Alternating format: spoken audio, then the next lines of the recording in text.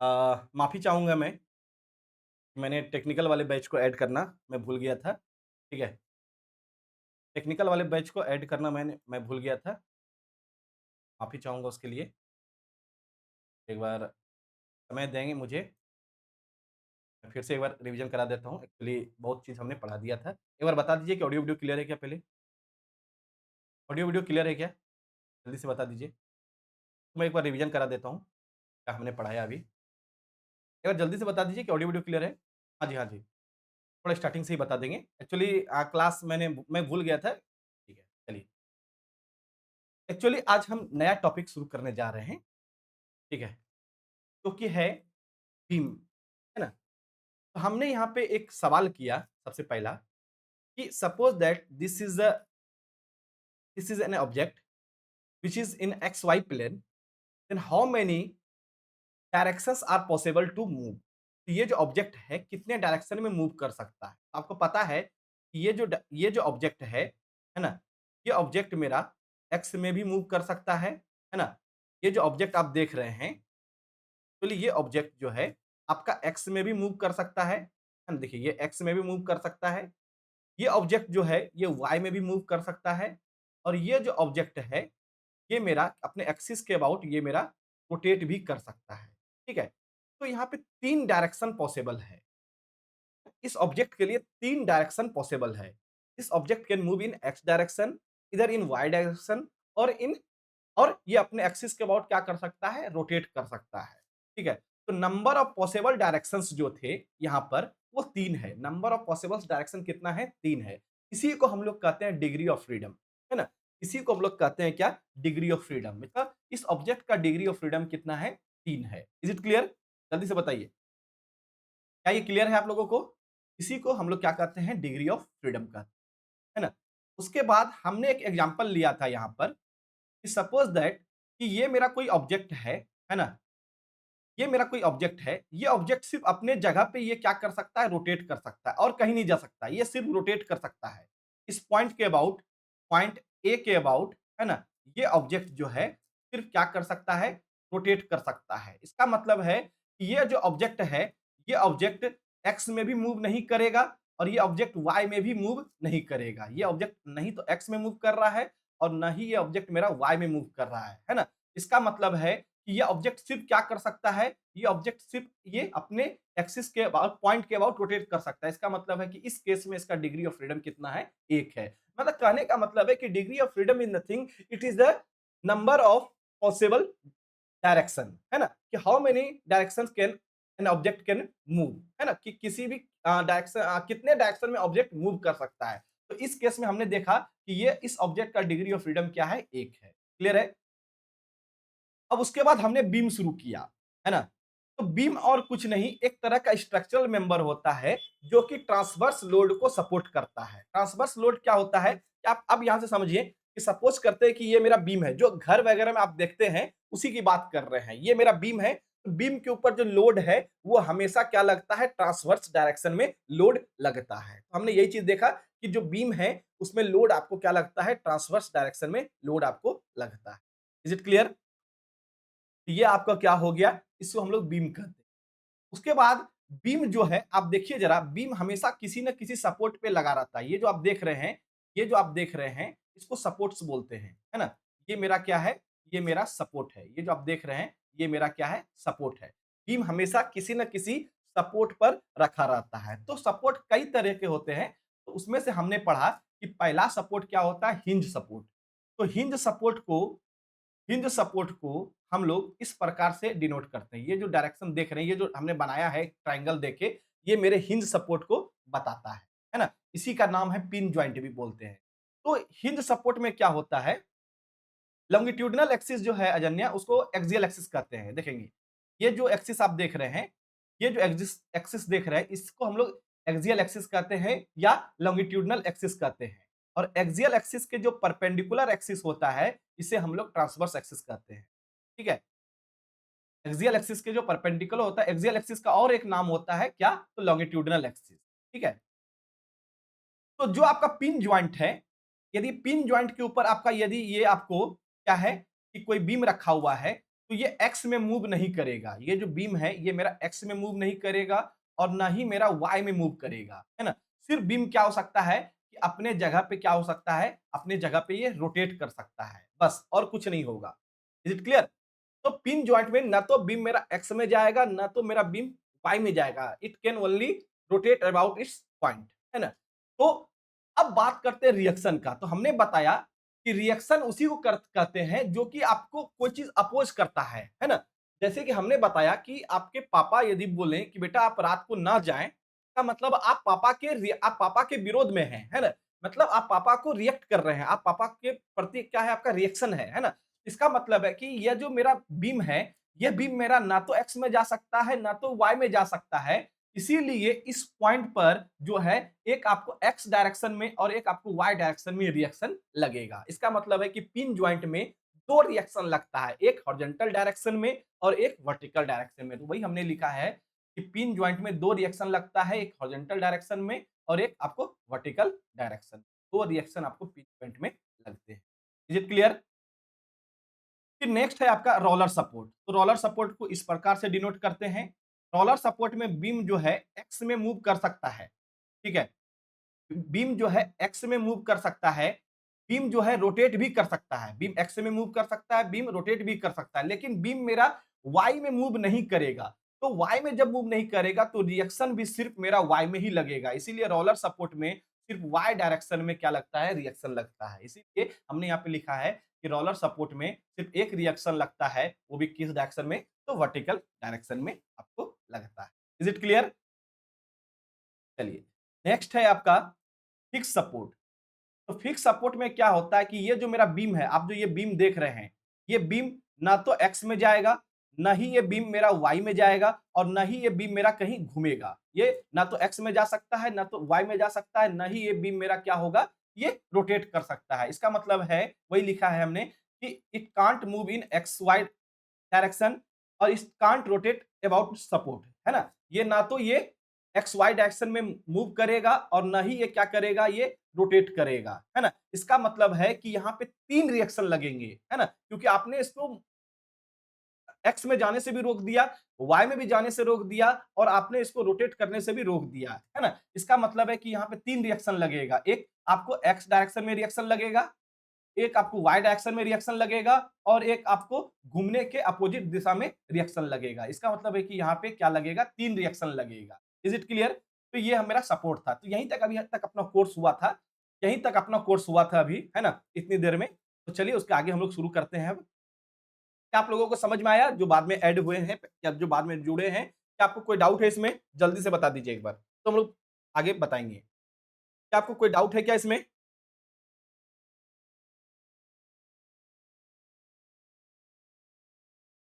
Have you any doubt? Please tell me. ये clear है तो आगे बताइए, हम लोग बढ़ेंगे। चलिए, तो हमने उसके बाद बात किया कैंटिलीवर बीम का, ठीक है? सॉरी, टाइप्स ऑफ बीम का। टाइप्स ऑफ बीम क्या होता है कि सबसे पहला बीम है कैंटिलीवर बीम। तो कैंटिलीवर बीम उस तरह के बीम को बोलते हैं जिसका एक किनारा मेरा फिक्स रहता है।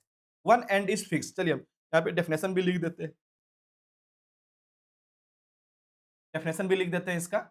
One and is fix. One and is fix, है ना? कैंटिलीवर बीम में एक किनारा आपका क्या रहता है, फिक्स रहता है ना?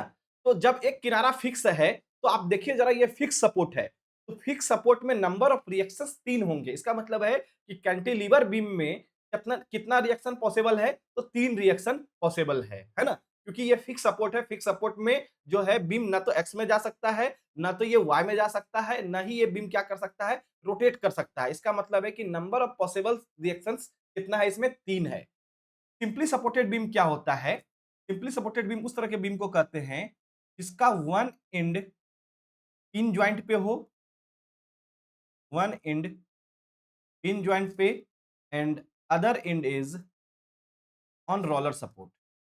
एक एंड मेरा क्या हो, पिन जॉइंट पर हो और दूसरा किनारा मेरा रोलर सपोर्ट पे हो, तो उस तरह के बीम को हम लोग सिंपली सपोर्टेड बीम कहते हैं। और आपको पता है कि जो मेरा पिन जॉइंट है, इस पिन जॉइंट पे 2 रिएक्शन लगता है, एक हॉरिजॉन्टल और एक वर्टिकल, है ना? 2 रिएक्शन लगता है और रोलर सपोर्ट पे सिर्फ 1 रिएक्शन लगता है। इस तरह कहा जाए तो सिंपली सपोर्टेड बीम में टोटल 3 रिएक्शन होगा। 2 पिन सपोर्ट पे और 1 रोलर सपोर्ट पे। Total number of possible reactions are in simply supported beam is 3। Is it clear? जो सिंपली सपोर्टेड बीम में टोटल नंबर ऑफ रिएक्शन है वो 3 होगा। यहां तक क्लियर है आपको? जल्दी से बता दीजिए एक बार। यहां तक ही अपना कोर्स हुआ था, तो हम लोग आगे बढ़ेंगे अब। क्या आपको कोई प्रॉब्लम है क्या इसमें? जल्दी से बता दीजिए। सिंपली सपोर्टेड बीम में कोई प्रॉब्लम है क्या?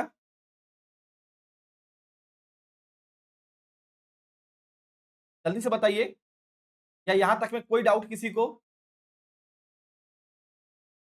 चलिए, नेक्स्ट है आपका थर्ड नंबर। नेक्स्ट है आपका third number, over hanging beam. Third one is over hanging beam. Over hanging beam क्या होता है इसको समझते हैं। ऐसा बीम, ऐसा बीम जिसका कोई भी किनारा सपोर्ट पे ना हो। जैसे कि ये समझिए, ये जो आप देख रहे हैं, देखिए, ये मेरा ओवर हैंगिंग बीम। इसमें आप देख सकते हैं कि पॉइंट ए, पॉइंट बी और पॉइंट सी, पॉइंट सी पे कोई सपोर्ट नहीं है। ये मेरा एक ओवर हैंगिंग बीम है ना? या ऐसा भी हो सकता है, ए यहाँ पे बी हो सकता है ना? ये यहाँ पे सी, ए हो गया, ये बी हो गया, ये सी हो गया, है ना? ये भी मेरा क्या है? ओवर हैंगिंग, है ना? या ऐसा भी हो सकता है, ये सारा जो है आपका क्या है? Over hanging. Is it clear? Over hanging beam में आपका जो किनारा है वो क्या रहता है? सपोर्ट पे नहीं रहता है ना?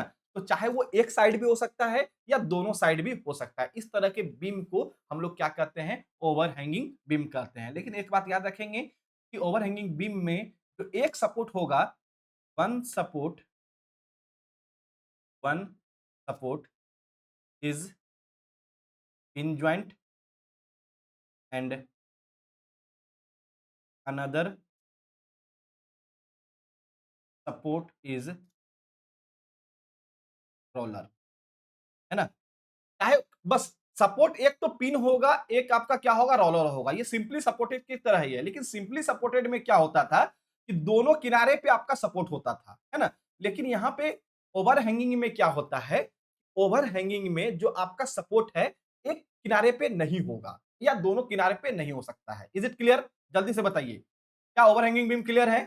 सभी लोग बताइए। सिर्फ आपको डेफिनेशन याद रखना है। ये पूछेगा डायरेक्ट कि ओवर हैंगिंग बीम क्या होता है? तो ओवर हैंगिंग बीम में आपको बोल सकता है कि दोनों किनारे पे सपोर्ट होता है, तो गलत है। एक किनारे पे सपोर्ट नहीं होता है। पिन जॉइंट और हिंज जॉइंट एक ही चीज है, एक ही चीज है। Pin joint and hinge joint is same, है ना? देखिए हमने यहाँ पे लिखा है, देखिए, पिन जॉइंट और हिंज जॉइंट हमने लिखा है, दोनों सेम चीज है ना? दोनों सेम चीज है, पिन जॉइंट और हिंज जॉइंट दोनों सेम चीज है। चलिए, अच्छा, आप बता सकते हैं क्या number of possible reactions? Number of possible reactions, number of possible reactions, इस केस में नंबर ऑफ पॉसिबल रिएक्शंस कितना होगा? जल्दी से बताइए।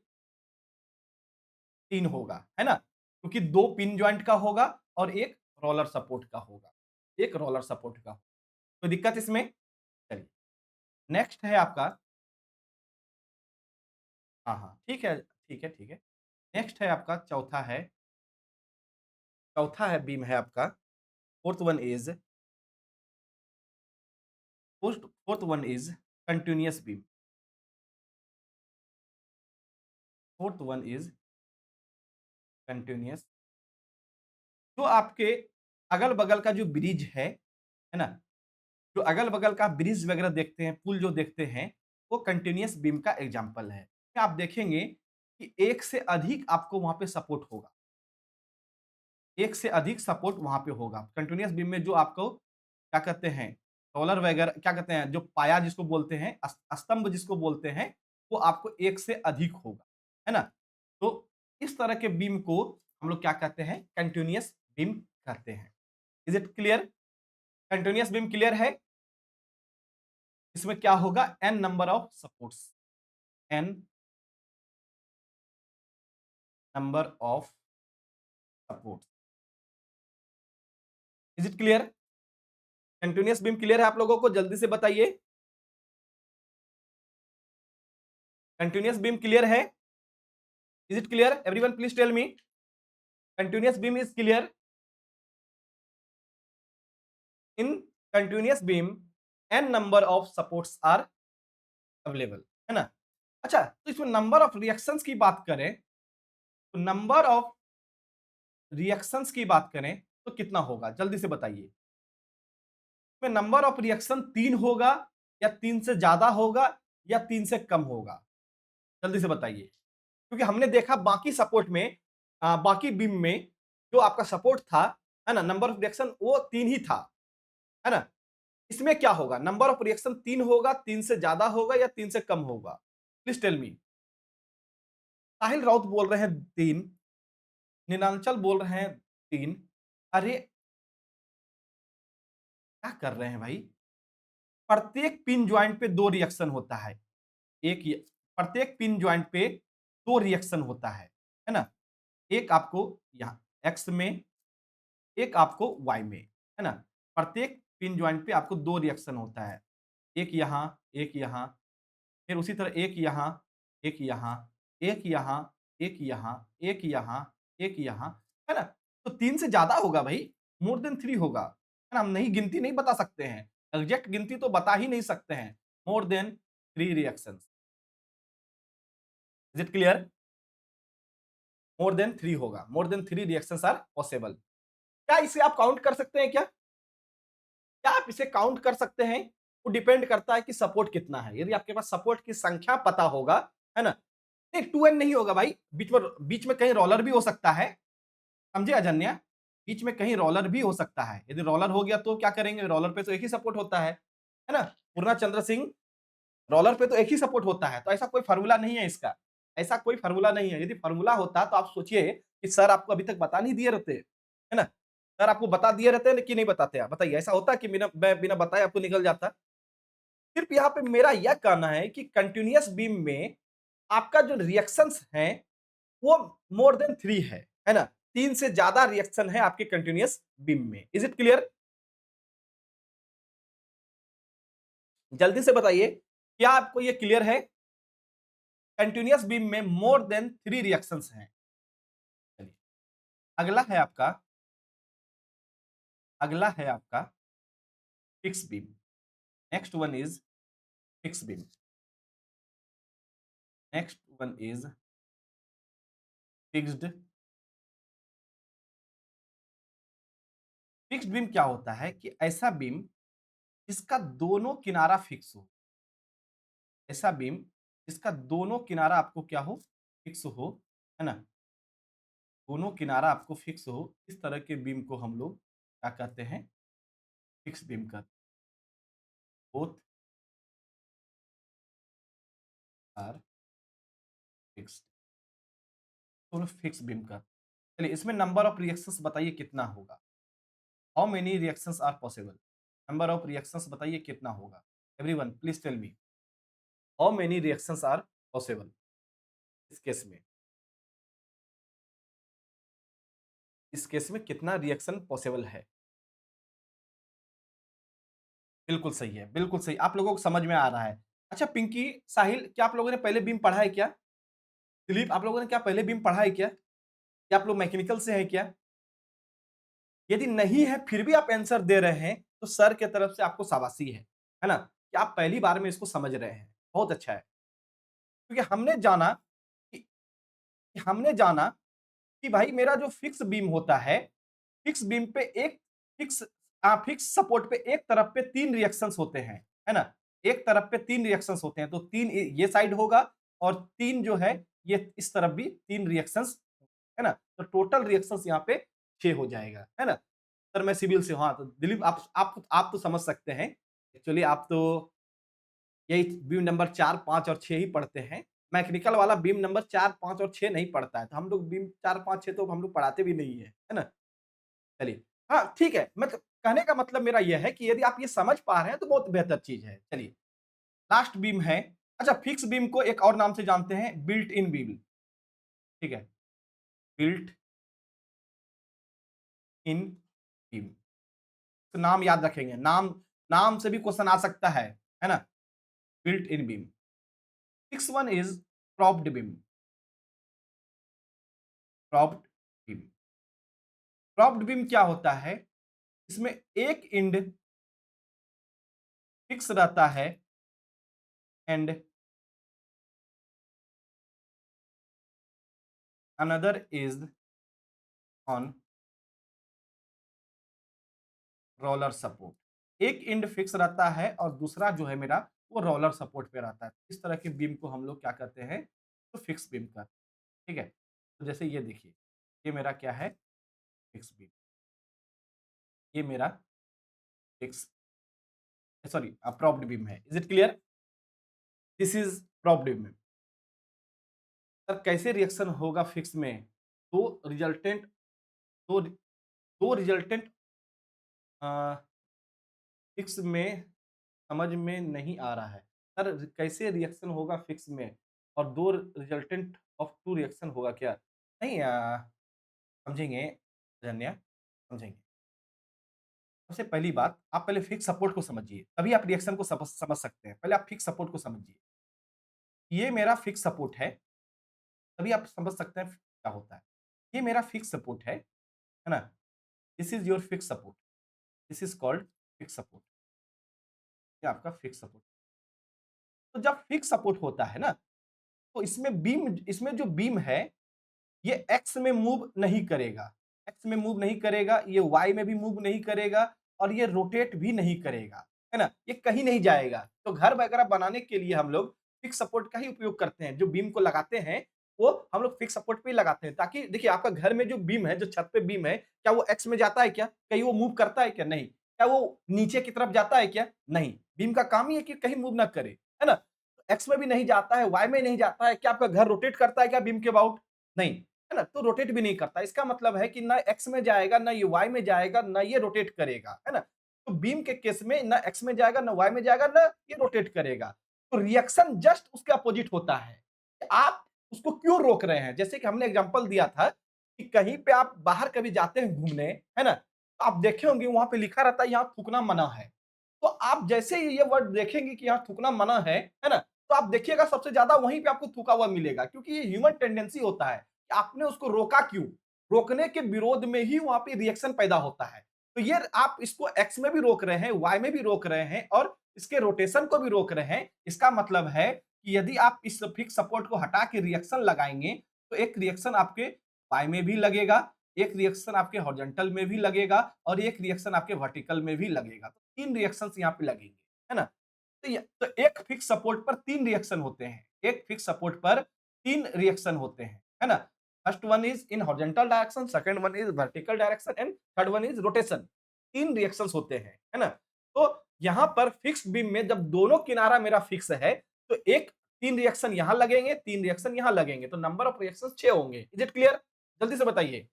अजन्या क्लियर है? बताइए, क्या ये क्लियर है?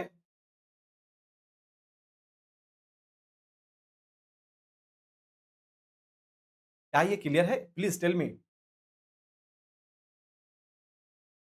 चलिए, प्रॉप्ड बीम में आप लोग बताइए कि नंबर ऑफ रिएक्शंस कितने होंगे? नंबर ऑफ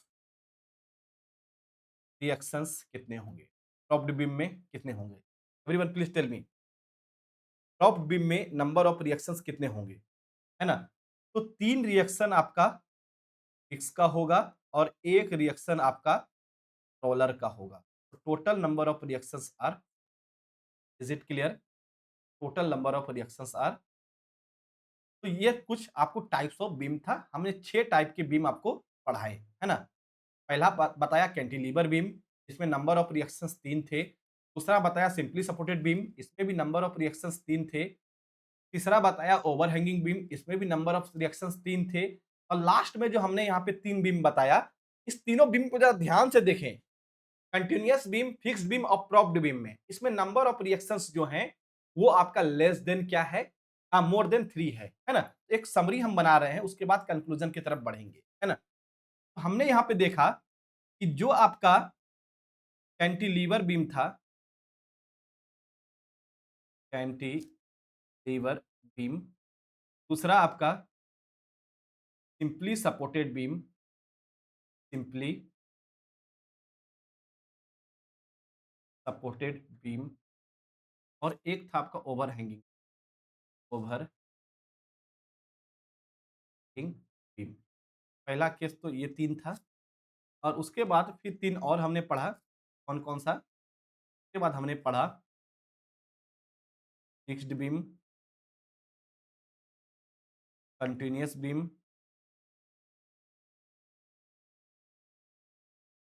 और प्रोप्ड बीम।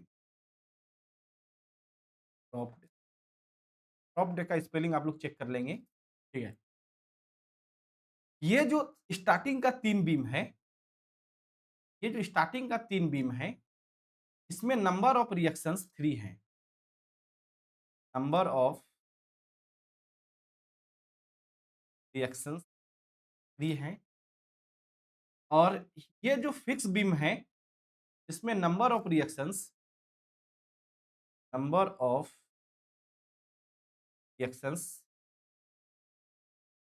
मोर देन 3 है। Is it clear? क्या आपको ये बात समझ में आया? क्या आपने ये ऑब्जर्व किया? मुझे ये बताइए सिर्फ।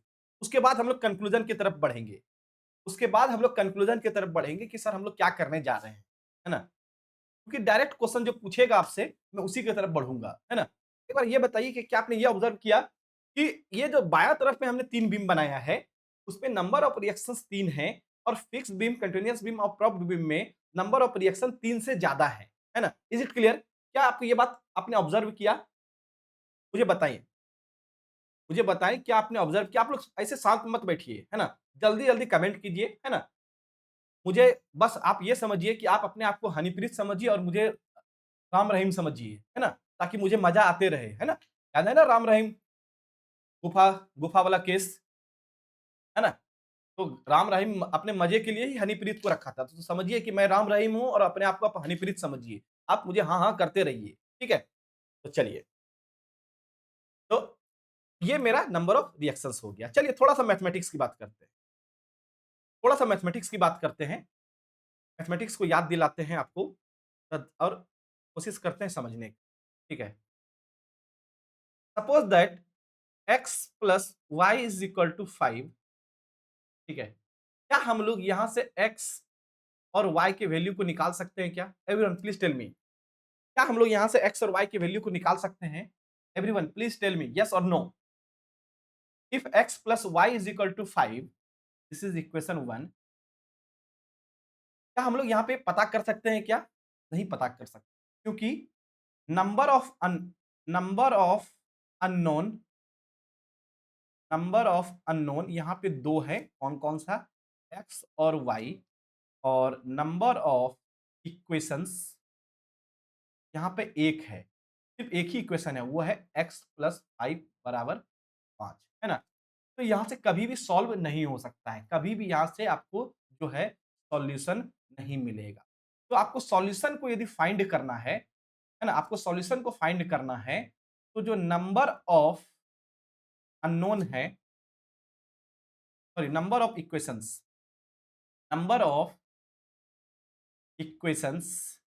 Is greater than equal to number of unknown होना चाहिए, ठीक है? Number of equation is greater than equal to number of unknown होना चाहिए, तभी आप किसी भी सॉल्यूशन को फाइंड कर सकते हैं। Is it clear? जल्दी से बताइए, क्या आपको ये बात समझ में आया? ये बेसिक मैथमेटिक्स है, ये 10th क्लास में आप पढ़ के आते हैं, है ना? कि नंबर ऑफ इक्वेशन यदि नंबर ऑफ अननोन्स के बराबर होगा या ज़्यादा होगा, तभी आप आंसर को निकाल सकते हैं। जैसे कि ये देखिए, x plus y is equal to 7, this is equation 1, and 2x minus 3y is equal to 8, this is equation 2। तो यहाँ पे अननोन मेरा x और y है, तो नंबर ऑफ अननोन मेरा 2 है और नंबर ऑफ इक्वेशंस भी 2 हैं, नंबर ऑफ इक्वेशंस भी 2 है। तो आप यहाँ से x और y को निकाल सकते हैं। Is it clear? यहां तक कोई दिक्कत आपको? बताएं, कोई दिक्कत यहां पर? चलिए, अच्छा एक चीज बताइए, अब आपके लिए एक सवाल है, अब आपके लिए एक सवाल है कि नंबर ऑफ इक्विलिब्रियम इक्वेशंस कितना है? नंबर ऑफ इक्विलिब्रियम इक्वेशन कितना है? आपके पास इक्विलिब्रियम का कितना इक्वेशन आपको अवेलेबल है? जल्दी से बताइए। 3 इक्वेशन आपके पास है। पहला summation of x direction, all the forces in x direction is equal to 0. Second one is summation of all the forces in y direction equal to 0. Third one is summation of all the moment about any point equal to 0. Means number of जो equilibrium equation है वो 3 है ना? Maximum, तो हम लोग maximum बोलेंगे क्योंकि आपको पता है कि 2 इससे कम भी हो सकता है ना? जैसे कि हमने कोलिनियर वाले केस में याद है, कोलिनियर वाले केस में सिर्फ एक ही इक्विलिब्रियम का इक्वेशन था, ये मैक्सिमम है। तो maximum number of equilibrium equation is 3, है ना? क्या आप इस बात से सहमत हैं? जल्दी से बताइए। Maximum number of equilibrium equation is 3, है ना? आप क्लियर है? हमने मैक्सिमम वर्ड क्यों उपयोग किया? आपको समझ में आ रहा है ना? कि याद है ना कोलिनियर वाले केस में, है ना? फर्स्ट क्लास में हमने देखा था, कोलिनियर वाले केस में नंबर ऑफ इक्वेशन सिर्फ एक ही था, F1 plus F2 plus F3। इसी से आपका इक्विलिब्रियम वहां पे क्या हो रहा था? पॉसिबल था, है ना? इसलिए मैंने मैक्सिमम उपयोग किया। तो मैक्सिमम नंबर ऑफ इक्वेशंस कितना पॉसिबल है? तो 3 पॉसिबल है ना? तो यहाँ पे 3 आपको maximum number of equations possible हैं। एक सेकंड। अब एक चीज बताइए कि इस केस में जो ये आपकी बायां तरफ वाला केस है, इसमें नंबर ऑफ अननोन कितना है? 3 है। जबकि यहां नंबर ऑफ अननोन कितना है? 3 से ज्यादा है ना? जबकि अपने पास maximum number of maximum number of equilibrium equation equilibrium equation 3 है। इसका मतलब है कि क्या आप इस 3 इक्वेशन से क्या ये 3 अननोन को निकाल सकते हैं? एवरीवन प्लीज टेल मी, क्या इस 3 इक्वेशन से आपके पास इक्वेशन भी 3 है और अननोन भी 3 है, नंबर ऑफ रिएक्शंस 3 है जो कि अननोन है, जो कि आपको पता करना है ना? क्या आप इस 3 इक्वेशन की मदद से निकाल सकते हैं? Everyone please tell me, yes और नो? यस और नो? है ना? निकाल सकते हैं, बिल्कुल आप निकाल सकते हैं। लेकिन क्या इस केस में निकाल सकते हैं क्या? ये जो सेकंड केस हमने बनाया है, fix beam, continuous beam, probe beam, क्या इसमें निकाल सकते हैं क्या? क्योंकि maximum number of equilibrium equations is 3, लेकिन यहां पे नंबर ऑफ रिएक्शंस जो है मोर देन 3 है ना? मोर देन क्या है? 3 है। क्या निकाल सकते हैं क्या? नहीं निकाल सकते हैं, है ना? तो नहीं निकाल सकते हैं, तो इस तरह के बीम को हम लोग बोलते हैं डिटर्मिनेंट बीम। ठीक है, क्या कहते हैं जी? डिटरमिनेट। इस तीनों बीम को हम लोग डिटर्मिनेट बीम के अंदर में रखते हैं और इस तीनों बीम को हम लोग इनडिटर्मिनेट बीम के अंदर। Is it clear? तो डिटर्मिनेट बीम और इनडिटर्मिनेट बीम क्या है उसको मैं अभी डेफिनेशन लिखा देता हूं। पहले आपको ये समझ में आया कि डिटर्मिनेट बीम क्या होगा, कि यदि नंबर ऑफ रिएक्शंस जो हैं वो आपके इक्विलिब्रियम कंडीशन से क्या है, बराबर है या कम है, तो वो मेरा डिटर्मिनेट बीम होगा। और नंबर ऑफ रिएक्शंस यदि इक्विलिब्रियम कंडीशन से ज्यादा है तो वो मेरा इनडिटर्मिनेट बीम होगा। चलिए मैं यहाँ पे लिख देता हूँ यहीं पे कि नंबर ऑफ, चलिए अगले पेज में, यहाँ पे नहीं आएगा, अगले पेज में, इफ नंबर ऑफ रिएक्शंस, ठीक है बता रहे हैं, number of reactions is less than equal to number of equilibrium equation, तो ये मेरा क्या होगा? Determinate beam. ठीक है, और दूसरा, if number of reactions is greater than number of equilibrium equation, ये मेरा indeterminate, ठीक है, ये इंपॉर्टेंट है, ऑब्जेक्टिव में डायरेक्ट पूछेगा कि कौन सा बीम डिटर्मिनेट बीम है, कौन सा बीम आपका इनडिटर्मिनेट। Is clear? आपको याद रखना, ये इंपॉर्टेंट, ठीक है, ये इंपॉर्टेंट है। दीप्ति, हमने यहाँ पे बताया दीप्ति कि नंबर ऑफ रिएक्शंस जो इस पहले वाले केस में है, देखेंगे ये जो पहला वाला केस है, ध्यान से समझेंगे, ये जो मेरा पहला वाला केस है, इस पहले वाले केस में, है ना, इस वाले पीडीएफ पे पेज ही नहीं, पेन ही काम नहीं कर रहा है, चलिए आप इशारा से समझें तब। ये जो बायां तरफ वाला पेज है ना, बायां तरफ वाला जो हमने 3 बीम बनाया है, कैंटिलीवर, सिंपली और ओवरहैंगिंग, इसमें नंबर ऑफ रिएक्शंस 3 हैं और मैक्सिमम इक्विलिब्रियम इक्वेशन भी हमारे पास 3 है, तो हम इस 3 रिएक्शन को फाइंड कर सकते हैं। तो यदि आप सभी रिएक्शन को फाइंड कर सकते हैं, तो मेरा डिटर्मिनेट बीम होगा। लेकिन यहाँ पे देखिए, सेकंड केस में क्या है, फिक्स्ड बीम, कंटीन्यूअस बीम और प्रोब बीम में नंबर ऑफ रिएक्शंस जो है मोर देन 3 है, 3 से ज्यादा अननोन वैल्यू है हमारे पास, है ना? तो हमको पता है कि जितना अननोन वैल्यू होगा उतना ही इक्वेशन होना चाहिए, है ना? तो जैसे कि आपको पता है कि प्रोब बीम में 4 इक्वेशन होता है, प्रोब बीम में 4 रिएक्शन होता है, जबकि इक्विलिब्रियम इक्वेशन मेरे पास 3 है। आप आंसर नहीं निकाल सकते हैं। जब आंसर नहीं निकाल सकते हैं, तो इस तरह के बीम को हम लोग इनडिटर्मिनेट बीम कहते हैं। एवरीवन प्लीज टेल मी, क्या ये आपको ये क्लियर है? डिटर्मिनेट और इनडिटर्मिनेट बीम क्लियर है? प्लीज टेल मी, डिटर्मिनेट और इनडिटर्मिनेट बीम क्लियर है सभी लोग? कोई डाउट है किसी को? यहाँ से आपको डायरेक्ट क्वेश्चन आपको एग्जाम में पूछ सकता है कि डिटर्मिनेट बीम क्या है और इनडिटर्मिनेट बीम क्या है, ठीक है? तो हमने यहाँ पर बीम को समाप्त किया, ये मेरा बीम यहाँ पे समाप्त। बस आपको बीम को यही कुछ देखना था। तो चलिए हम एक बार कंक्लूजन कर देते हैं कि हमने बीम में क्या-क्या पढ़ा। ठीक है, सबसे पहला चीज़ आपको जो याद रखना, चलिए हम एक नया पेज ही बना देते हैं, बस आपको यही याद रखना है और कुछ याद नहीं रखना है, ठीक है? एक नया पेज ही बना देते हैं। सबसे पहला बात, beam is a structural member which supports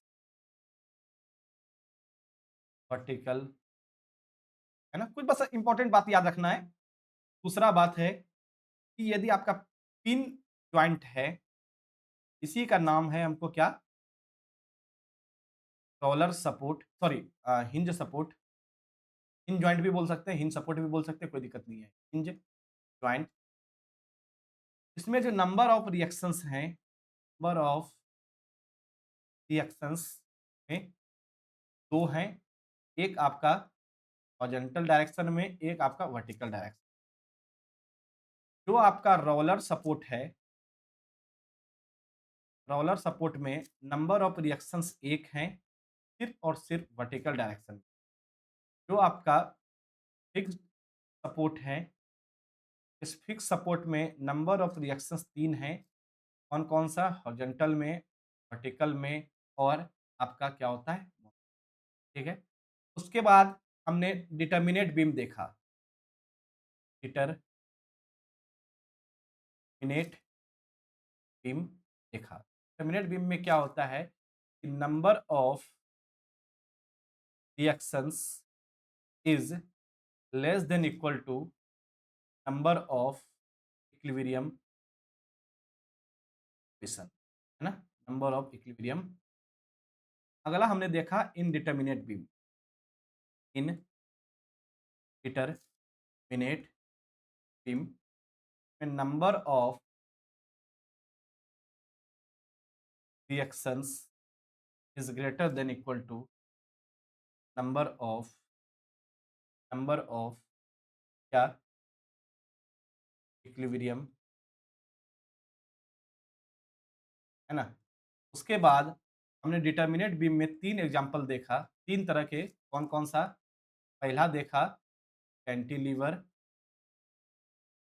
cantilever के बाद सिंपली सपोर्टेड, सिंपली सपोर्टेड, और एक देखा ओवर हैंगिंग, ओवर, है ना? और जबकि इनडिटर्मिनेट में हमने प्रॉप्ड देखा, प्रॉप्ड का स्पेलिंग आप चेक कर लीजिएगा। उसके बाद फिक्स्ड देखा, और एक और कौन सा था? प्रॉप्ड, फिक्स, और एक था कोई जी, कंटिन्यूअस, है ना? और एक कंटिन्यूअस। तो ये ओवरऑल आपका बीम आपके सिलेबस में नहीं है, लेकिन ये पूछेगा। इतना चीज़ आपको पूछेगा। बीम से आपको ज़्यादा कुछ नहीं पूछेगा, इतना ही पूछेगा। यदि बीम से पूछना हुआ तो इसी पेज से आपको क्वेश्चंस आ जाएँगे। Is it clear? आप लोग स्क्रीनशॉट लेके रख लीजिए। आपको जो करना है करके रख लीजिए, इतना याद होना चाहिए। ठीक है? इतना याद होना चाहिए। ठीक है? अच्छा, एक चीज़ बताइए, अब मेरे एक सवाल का जवाब दीजिए। ए एक मेरे सवाल का आप जवाब दीजिए कि जो घर का बीम है, वो कितने डायरेक्शन में मूव करता है? Everyone please tell me. घर का जो बीम है, वो कितने डायरेक्शन में मूव कर सकता है या करता है? Everyone please tell me. जो घर का बीम है वो कितने डायरेक्शन में मूव कर सकता है? अरे चंपा प्रकाश, क्या कर रहे हैं आप लोग? घर का बीम कभी मूव करेगा जी? क्या कर रहे हैं दिलीप? घर का बीम कभी मूव करेगा? मैं रिएक्शंस की बात नहीं कर रहा हूं। घर का बीम कभी मूव करेगा? कभी मूव नहीं करेगा। घर का बीम यदि मूव कर गया तो घर तबाह हो जाएगा आपका। क्या कर रहे हैं आप लोग? है ना? घर का बीम कभी मूव नहीं करेगा, है ना? घर का बीम कभी मूव नहीं करेगा। अच्छा, कभी आप बड़े-बड़े ब्रिज पे गए हैं, है ना? अ, कभी आप बड़े ब्रिज पे गए हैं, जैसे कि आपका हावड़ा ब्रिज है या किसी भी नदी वगैरह पे जो ब्रिज होता है, उस पे गए हैं, उसमें कुछ कुछ फीलिंग आता होगा आपको, है ना? आपको पता चलता होगा कि वो पुल जो है, जो आपका पुल है, वो थोड़ा बहुत हिलता है ना? थोड़ा बहुत वो पुल आपको हिलते हुए महसूस होता है। Is it clear? ऐसा कभी हुआ है आपको? पुल जो है, वो कभी हिलते-डुलते आपको महसूस होता होगा, है ना? जल्दी से बताइए, कभी ऐसा हुआ है महसूस आपको? है ना? जबकि घर घर में ऐसा नहीं होगा, घर में ऐसा नहीं होता है, घर आपको फिक्स रहता है। इसका मतलब है कि घर भी मेरा एक स्ट्रक्चरल मेंबर है, घर भी मेरा एक स्ट्रक्चरल मेंबर है और ब्रिज भी मेरा एक स्ट्रक्चरल मेंबर है ना? घर भी मेरा स्ट्रक्चरल मेंबर है, ब्रिज भी स्ट्रक्चरल मेंबर है, लेकिन घर का डिग्री ऑफ फ्रीडम 0 है। मानते हैं इस बात को? घर का डिग्री ऑफ फ्रीडम 0 है। कि वो कहीं नहीं जा सकता है ना? डिग्री ऑफ फ्रीडम मतलब क्या होता है? डिग्री ऑफ फ्रीडम मतलब आज़ादी, है ना? आप कहाँ-कहाँ जा सकते हैं, जैसे कि हमने पहले पेज में पढ़ा था कि ऑब्जेक्ट एक्स में भी जा सकता है, वाई में भी जा सकता है और रोटेट कर सकता है ना? और रोटेट कर सकता है। इसका मतलब है कि उसका डिग्री ऑफ फ्रीडम 3 है, लेकिन घर का डिग्री ऑफ फ्रीडम कितना होगा बताइए? घर का डिग्री ऑफ फ्रीडम कितना होगा? Please everyone tell me. घर एक स्ट्रक्चरल मेंबर है, लेकिन घर का डिग्री ऑफ फ्रीडम कितना होगा? सभी लोग बताएँ। घर का डिग्री ऑफ फ्रीडम कितना होगा? 0 होगा, है ना? लेकिन पूल में जो ब्रिज की बात करते हैं, ब्रिज भी एक स्ट्रक्चरल मेंबर है, लेकिन उसका डिग्री ऑफ फ्रीडम 0 नहीं होता है। ठीक है? बाकी ये सारा चीज़ सिविल वाले का है, ठीक है? मुझे ज़्यादा तो नॉलेज नहीं है कि क्या कारण है, उसके पीछे का क्या रीज़न है, आई डोंट नो, ठीक है? लेकिन ये पता है कि पुल थोड़ा बहुत तो हिलता है तो मतलब उसमें डिग्री ऑफ फ्रीडम तो 0 नहीं होगा, कुछ और होगा, आई डोंट नो कि क्या होगा, लेकिन 0 नहीं होगा, है ना? मानते हैं इस बात को कि मेरा जो है पुल जो है, वो मेरा 0 नहीं होगा। पुल का डिग्री ऑफ फ्रीडम, जो ब्रिज का डिग्री ऑफ फ्रीडम है, वो मेरा 0 नहीं होगा। Is it clear? जल्दी से बताइए। जो मेरा ब्रिज है, ब्रिज का डिग्री ऑफ फ्रीडम 0 नहीं होगा। Is it clear? Everyone please tell me. चलिए, तो हमने यहाँ पे ये सीखा कि स्ट्रक्चरल मेंबर में यदि कोई मूवमेंट नहीं है, if there is no movement in a structural member, then degree of freedom is 0। Then degree of freedom is 0। Is it clear? तो एक सेंटेंस हम बनाना चाहते हैं, एक सेंटेंस हम अपना बनाना चाहते हैं। क्या? If there is no movement in structural member, then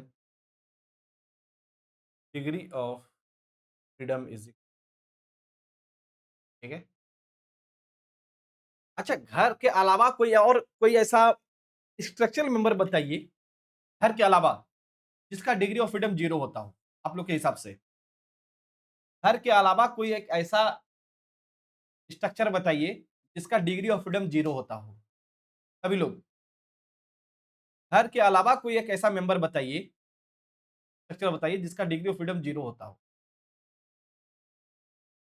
है कोई आपके नज़र में? नज़र में तो है, बस आपको याद होना, पता होना चाहिए कहाँ है। जल्दी से बताइए। ऐसा कोई स्ट्रक्चरल मेंबर है, जिसका डिग्री ऑफ फ्रीडम 0 है?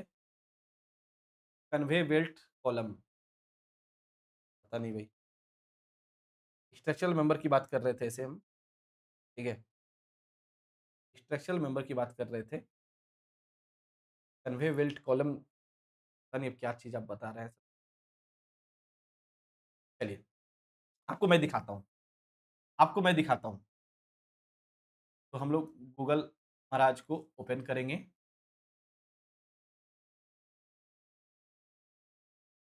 समझते हैं स्ट्रक्चरल मेंबर घर के अलावा। अच्छा चलिए,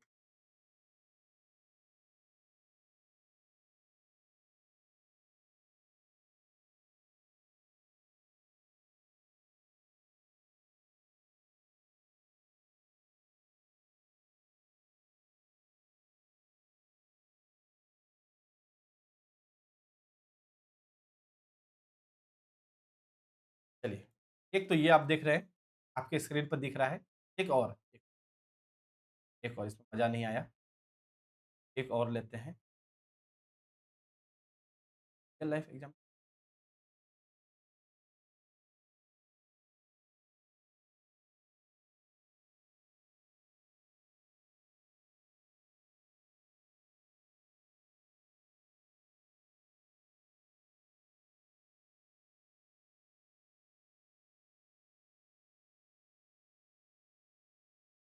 क्या वही क्यों नहीं?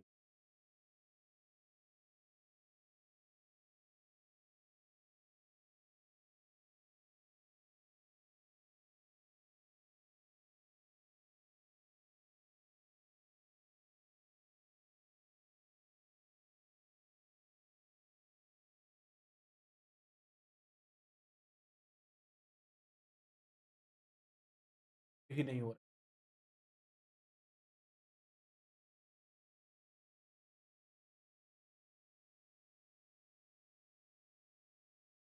2 मिनट का समय दीजिएगा। हाँ, रेलवे फुटओवर ब्रिज, तो सही है आप लोगों का, पर आप लोगों ने थोड़ा-सा समय लग रहा है।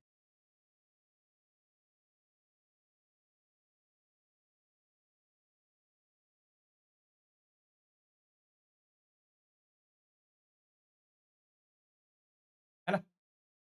चलिए, ये जो आप सामने ब्रिज देख रहे हैं, आपकी स्क्रीन पे जो ये दिख रहा है ब्रिज, इसको हम लोग कहते हैं ट्रस। इस ब्रिज को हम लोग कहते हैं, इस स्ट्रक्चर को कहते हैं ट्रस। क्लियर है? तो क्या कहा जाता है? ट्रस कहा। ये जो स्ट्रक्चर देख रहे हैं, तो ट्रस कहा जाता है। ठीक है? या आप रेलवे स्टेशन वगैरह में, जो रेलवे स्टेशन का जो छत होता है, वो भी इसी ट्रस से बना होता है। रेलवे का अधिकतर जो स्ट्रक्चर है, वो ट्रस से ही बना होता है। अधिकांश स्ट्रक्चर जो रेलवे का है, वो ट्रस से ही बना होता है। तो ट्रस कुछ इस तरह से दिखता है। क्लियर है? ट्रस कुछ इस तरह से आपको दिखता है। Is it clear? पहले आप देख लीजिए ट्रस को क्या देखिए, यहाँ पे घर का देखिए छत बनाया है, ये देख रहे हैं? ये घर का छत बनाया हुआ है, ये भी ट्रस का ही एग्ज़ाम्पल है। ये भी आपको लकड़ी के घर का बनाया हुआ है, ये भी आपको क्या है? ट्रस का ही एग्ज़ाम्पल है। ठीक है? तो जो ट्रस का एग्ज़ाम्पल होता है, इसमें हम लोग ये मान के चलते हैं कि इसका जो डिग्री ऑफ फ्रीडम है, 0। डायरेक्ट क्वेश्चन पूछेगा, what is the degree of freedom of truss? ठीक है? डायरेक्ट पूछेगा, है ना? तो आप याद रखेंगे कि जो ट्रस का डिग्री ऑफ फ्रीडम होता है, वो 0। तो यहाँ पे हम बना देते हैं कि degree of freedom of trusses, truss लिखिए, इज़, याद रहेगा? डायरेक्ट पूछेगा क्वेश्चन आपसे, ट्रस्ट का डिग्री ऑफ फ्रीडम क्या होता है? ट्रस्ट का डिग्री ऑफ फ्रीडम क्या होता है वो ठीक है, ठीक है? ये इम्पोर्टेंट तो याद रखिए, ठीक है? कोई दिक्कत है पहले आप इसको याद रखने में, अब हम लोग ट्रस्ट को शुरू करें, है ना? तो आज का जो सेशन है वो ट्रस्ट और बीम के लिए ही था, है ना? तो हम लोग अब ट्रस्ट को शुरू करते हैं। तो ट्रस्ट को आप देख लीजिए ज़रा ये डायग्राम, तो ट्रस्ट में कुछ वेव बना रहता है ना? क्या रहता है? आपको वेव बना रहता है ना? देखिए, यहाँ पूरा देखिए एक जाल बना हुआ है ना? एक जाल आपको क्या है बना हुआ है। इसी को हम लोग कहते हैं क्या है ये वेव है ना? ये क्या है आपको ठीक है? एक वेव के आकार का होता है मतलब जाल मकड़ी के जाल जैसा ही है। इस ट्रस्ट का जो सबसे ऊपरी सिरा है, ये सबसे जो ऊपरी सिरा है, इसको एपेक्स बोलते हैं। याद रखेंगे इसको ये कुछ वर्ड है, हम लोग क्या बोलते हैं एपेक्स बोलते हैं, ठीक है? कुछ पहले बातें आप समझ लीजिए फिर नोट्स बना हुआ है, मैं आपको वहाँ पे सारा पढ़ के बता दूँगा, ठीक है? ये जो ट्रस्ट है, ट्रस्ट के लिए कुछ एक असम्पशन्स हैं कि ये ट्रस्ट का जो ये जो ट्रस्ट का जो एरिया देख रहे हैं, क्रॉस सेक्शन एरिया, ये जो एरिया देख रहे हैं, है ना? ये कांस्टेंट होना चाहिए। इसको मेंबर बोलते हैं। ये जो आप देख रहे हैं, ये ट्रस्ट का क्या है, ये सारा जो है ये मेंबर है ना? ये क्या है? मेंबर है। तो मेंबर का जो क्रॉस सेक्शनल एरिया है, वो आपको कांस्टेंट होना चाहिए। ठीक है? Cross sectional area of member ये कांस्टेंट होना चाहिए, है ना? जैसे कि आप समझिए कांस्टेंट का क्या मतलब है? कि सपोज़ करते हैं, ये मेरा ट्रस है,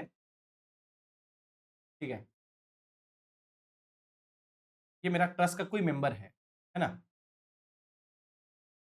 ये मेरे ट्रस का कोई एक मेंबर है। तो थ्रू आउट इसका जो एरिया है ना? थ्रू आउट इसका एरिया हर जगह क्या होगा? सेम होगा। यदि मैं 3D में बनाना चाहूँ, देखिए 3D में बना के दिखाता हूँ। 3D में बना सकता हूँ, तो मैं 3D में बना सकता हूँ। देखिए, मैं 3D में बनाना चाहूँ, तो 3D में कुछ चाहिए, है ना?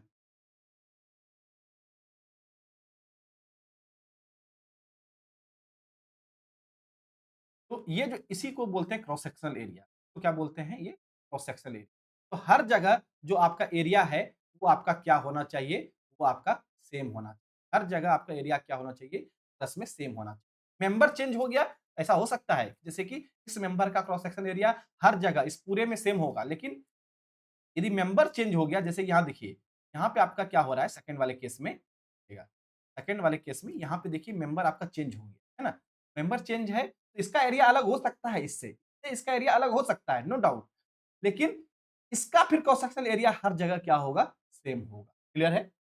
पहली बात, यहाँ तक क्लियर है आपको? जल्दी से बताइए, आपको कमेंट बहुत देर से आया नहीं है, तो कमेंट आया नहीं तो फिर मुझे मज़ा नहीं आता है, ठीक है? तो आप अगर बताइए कि आपको ये समझ में आया कि डिग्री ऑफ फ्रीडम जो है ट्रस्ट का वो 0 होता है और हम लोग ये मान के चलते हैं कि क्रॉस सेक्शनल एरिया जो है, वो आपका मेंबर का वो कांस्टेंट रहता है, ठीक है? और एक इम्पोर्टेंट चीज़ कि किसी भी हाँ, ठीक है। किसी भी मेंबर में यहाँ पर सिर्फ 2 ही तरह का फ़ोर्स लग सकता है। किसी भी मेंबर में सिर्फ यहाँ पर 2 ही तरह का फ़ोर्स लग सकता है। या तो यहाँ पे टेंसाइल फ़ोर्स लगेगा या तो यहाँ पे कंप्रेसिव फ़ोर्स लगेगा। इसके अलावा इसके ऊपर कोई भी फ़ोर्स नहीं लगता है। ठीक है? हम लोग ये सब मान के चलते हैं। दिस ऑल आर असम्पशन्स है ना? और असम्पशन्स से डायरेक्ट क्वेश्चन आपसे पूछता है ना? तो जो मेंबर में है, मेंबर में सिर्फ आपको क्या लगेगा? टेंसाइल फोर्स लगेगा या कंप्रेसिव फोर्स लगेगा। जैसे कि ये कैसा एग्जांपल है? ये मेरा कंप्रेसिव फोर्स का एग्जांपल है और ये मेरा कैसा एग्जांपल है? ये मेरा टेंसाइल फोर्स का एग्जांपल है ना? तो मेंबर में सिर्फ और सिर्फ कैसा फोर्स लगेगा? तो टेंसाइल फोर्स लगेगा और कंप्रेसिव फोर्स लगेगा। इसके अलावा इसमें नो बेंडिंग होगा। तो कोई भी बेंडिंग नहीं होगा। बेंडिंग नहीं होगा, इसका मतलब है कि यहाँ कहीं भी मोमेंट भी नहीं होगा, है ना? ये ऑब्जेक्ट बेंड नहीं करेगा, मतलब इसके में घूमने की टेंडेंसी नहीं है ना? ट्रस में घूमने की टेंडेंसी नहीं होती है। तो जब ट्रस में घूमने की टेंडेंसी नहीं होती है, ठीक है? तो ये ऑब्जेक्ट जो है, इसमें मोमेंट भी नहीं होगा। सिर्फ़ और सिर्फ़ इसमें जो है, सिर्फ़ और सिर्फ़ जो है, इसमें कंप्रेसिव फ़ोर्स और टेंसाइल फ़ोर्स होता है, ठीक है? जो आपका ट्रस है, ट्रस में सिर्फ़ और सिर्फ़ कंप्रेसिव फ़ोर्स होगा, है ना? कंप्रेसिव फ़ोर्स होगा या टेंसाइल फ़ोर्स, है ना? दोनों में से कुछ एक ही होगा, है ना? जैसे कि इसी ऑब्जेक्ट की बात करें, यदि मैं इसी ऑब्जेक्ट की बात करूँ, तो इस पे या तो कंप्रेसिव फ़ोर्स होगा, हो सकता है ना? या नहीं तो इसके ऊपर क्या होगा आपको टेंसाइल फ़ोर्स लग रहा हो। दोनों नहीं लगेगा, दोनों में से कोई एक ही लगेगा, है ना? या तो कंप्रेसिव फ़ोर्स लगेगा या तो टेंसाइल फ़ोर्स लगेगा और कंप्रेसिव और टेंसाइल फ़ोर्स को हम लोग एक्सियल फ़ोर्स भी कहते हैं। डायरेक्ट पूछेगा कि ट्रस में कौन-सा फ़ोर्स लगता है? एक्सियल फ़ोर्स का मतलब होता है कि उसके एक्सिस के दिशा में देखिए, यही एक्सिस है ना? यही इसका एक्सिस है, एक्सिस के दिशा लाइन को पकड़ यही इसका एक्सिस है ना, एक्सिस के दिशा में ही फ़ोर्स लगता है ना? इसीलिए इसको एक्सियल फ़ोर्स कहते हैं। तो कंप्रेसिव फ़ोर्स और टेंसाइल फ़ोर्स ये एक्सियल फ़ोर्स है। ऑब्जेक्टिव में आपको भर-भर के जो क्वेश्चन आज हम आपको अपलोड करेंगे, आप देखेंगे कि वहाँ ये क्वेश्चन जो है भर-भर के अवेलेबल है ना? बस आपको थ्योरी ध्यान रखना है, छोटा-छोटा थ्योरी है कि आपको ये ध्यान रखना है, असम्पशन्स वगैरह आपको ध्यान रखना है कि जो आपका क्रॉस सेक्शनल एरिया है मेंबर का वो कांस्टेंट होगा। सिर्फ मेंबर पे आपको कंप्रेसिव फोर्स और टेंसाइल फोर्स ही लगता है। नो बेंडिंग, नो शियर कुछ भी नहीं लगता है ना? सिर्फ और सिर्फ आपको कंप्रेसिव और टेंसाइल लगता है जिसको हम लोग एक्सियल फोर्स कहते हैं। क्लियर है सबको? How many classes need to complete? पता नहीं भाई। इस सवाल का मेरे पास कोई जवाब नहीं है। मैं नहीं बता सकता हूँ। मैं आपको कोर्स खत्म कर दूँ क्या? क्वेश्चंस आप लगा लेंगे? क्वेश्चंस आप लगा लेंगे अपने से? बताइए, तो मैं कोर्स खत्म कर देता हूँ। यदि आप क्वेश्चंस लगा लेंगे, तो मैं कोर्स आपके खत्म कर दूँगा। देखिए, हम क्वेश्चंस के साथ चल रहे हैं, है ना? तो समय तो लगेगा, है ना? और हमने आपको गारंटी लिया है 20 क्वेश्चन का। यदि एवरेज आपके एग्ज़ाम में 20 क्वेश्चन आता है, तो क्लास को चलने दीजिए। मेरा कोर्स की पता नहीं कितने क्लास लगेगा, लेकिन हमने मान के चला है कि 25 अप्रैल में आपका मैकेनिक्स को कंप्लीट ठीक है? 25 अप्रैल को मैकेनिक्स में आपका कंप्लीट मेरा ये है। हमने इसीलिए कभी भी ये नहीं बोला है कि नंबर ऑफ क्लासेस कितने होंगे। हमने डेट डाला है कि 25 अप्रैल को कोर्स आपका मैकेनिक्स ठीक है? देखेंगे। तो हमने कुछ असम्पशन देखा, एक चीज़ देखेंगे, ध्यान देंगे, ये जो मेंबर है, एक दूसरे से यहाँ पे देखिए कनेक्ट किया हुआ है। इस पॉइंट को आप देख रहे हैं? ये कनेक्ट किया हुआ है। ट्रस में जनरली हम लोग इसको नट बोल्ट से कनेक्ट करते हैं। नट एंड बोल्ट से कनेक्ट करते हैं। लेकिन कभी-कभी ये जो जॉइंट वगैरह आप देख रहे हैं, यह जॉइंट है, यहाँ जॉइंट है, यहाँ जॉइंट है, इसको जॉइंट बोलते हैं, है ना? इसको जॉइंट बोलते हैं। कभी-कभी इसको वेल्डिंग से भी जॉइंट किया जाता है, लेकिन वेल्डिंग से जॉइंट करना नहीं चाहिए क्योंकि welding is a permanent joint, है ना? वेल्डिंग आपका क्या होता है परमानेंट जॉइंट होता है ना? और इसमें जो है स्ट्रेस ज़्यादा डेवलप हो सकता है ना? वेल्डिंग में परमानेंट वे वेल्डिंग में आपको क्या हो सकता है कि स्ट्रेस ज़्यादा डेवलप हो सकता है, इसीलिए वेल्डिंग से बचना चाहिए, है ना? तो कभी-कभी आपको यहाँ पे ऑब्जेक्टिव पूछ लेगा कि अ, जो आपका मेंबर है ट्रस का, वो किस जॉइंट पे किस तरह से वो ऐड होता है ना? टेम्परेरी जॉइंट होता है या परमानेंट जॉइंट होता है? तो आपको याद रखना है कि ये क्या होता है, नट एंड बोल्ट से जुड़ा होता है, ये मेरा टेम्परेरी जॉइंट होता है ना? ये मेरा क्या होता है, टेम्परेरी जॉइंट होता है। ठीक है, क्लियर है यहाँ तक?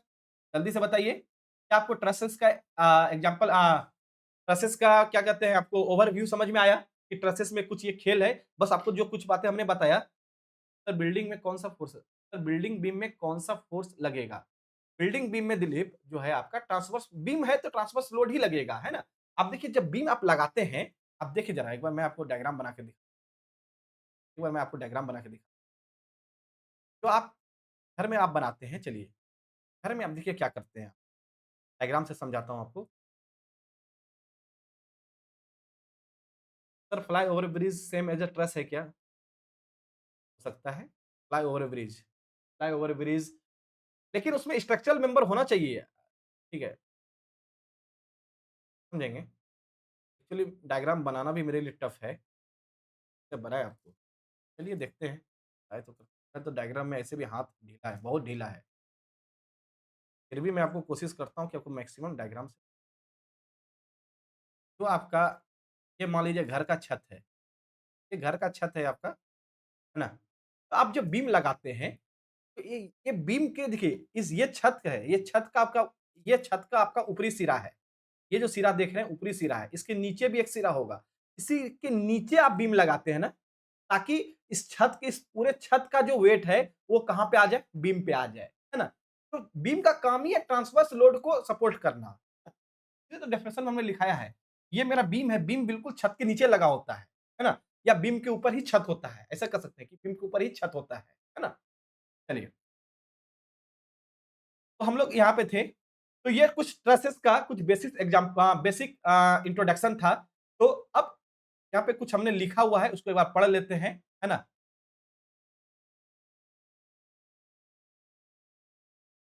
चलिए पहले पहले तो पेज को सही कर लिया जाए, पेज उल्टा-पुल्टा हो गया है, फिर बाद में आपको प्रॉब्लम होगा। पहले पेज को सही कर लिया जाए, डायग्राम गलत जगह पे बन गया है।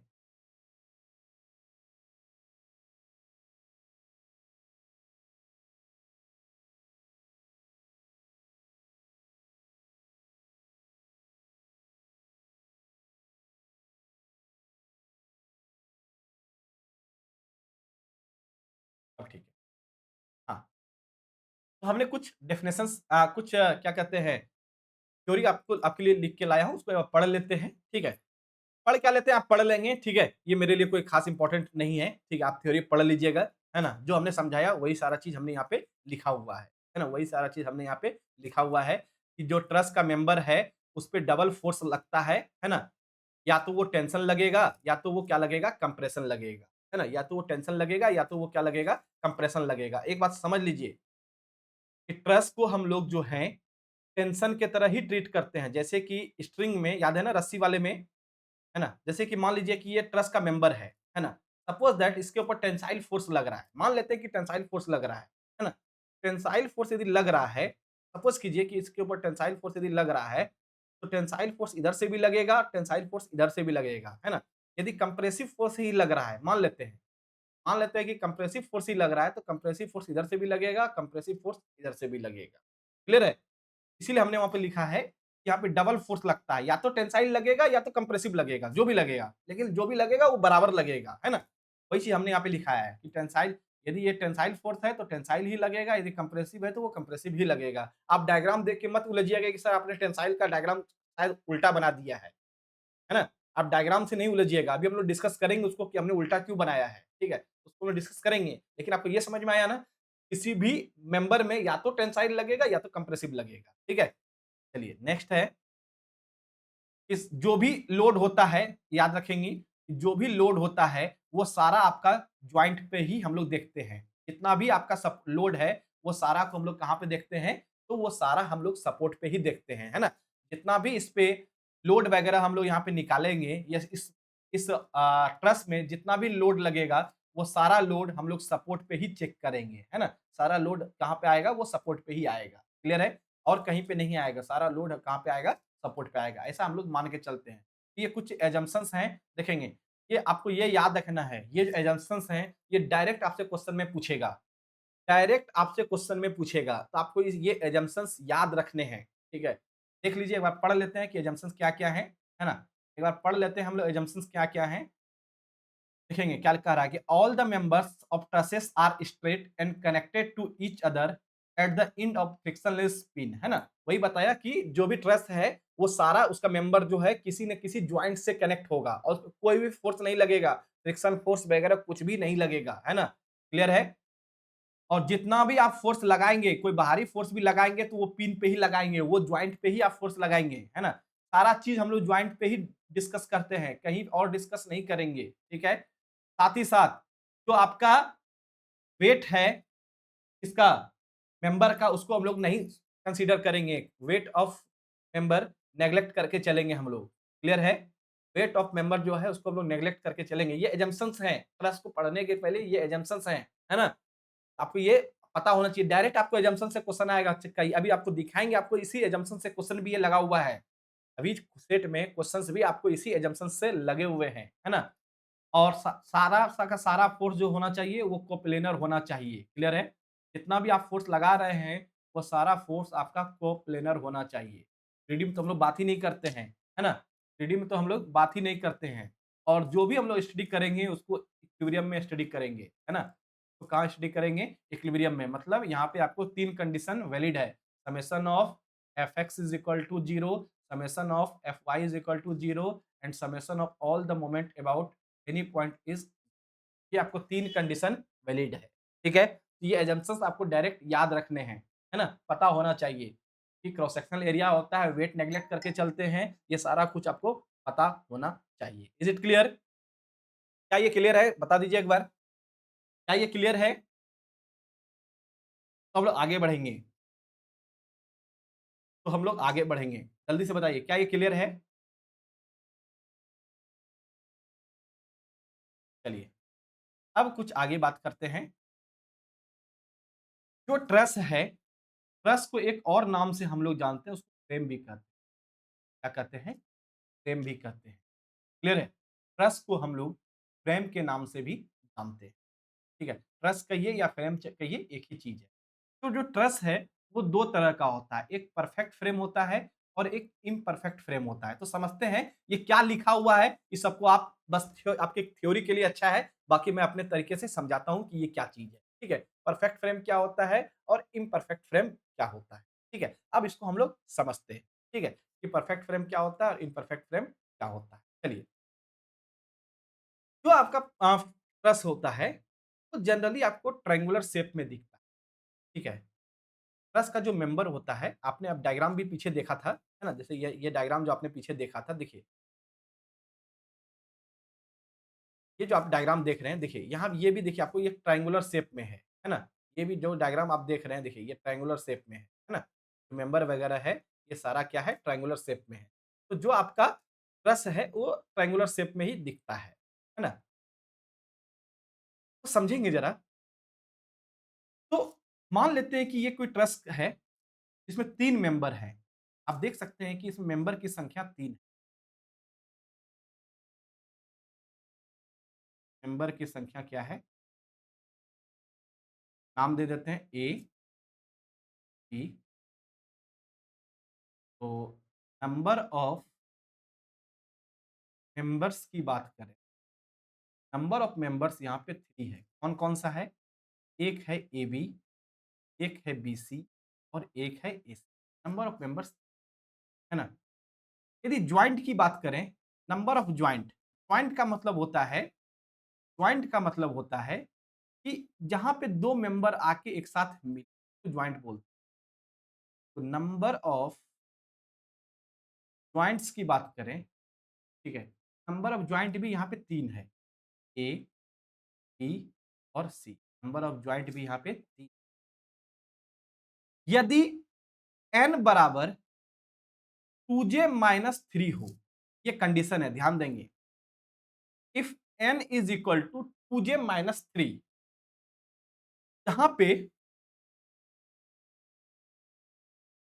इन case of truss, load acts on joint, in case of frame it will acts on joint as well as in case of frame. हाँ सत्य जी, सिविल की भाषा में हो सकता है।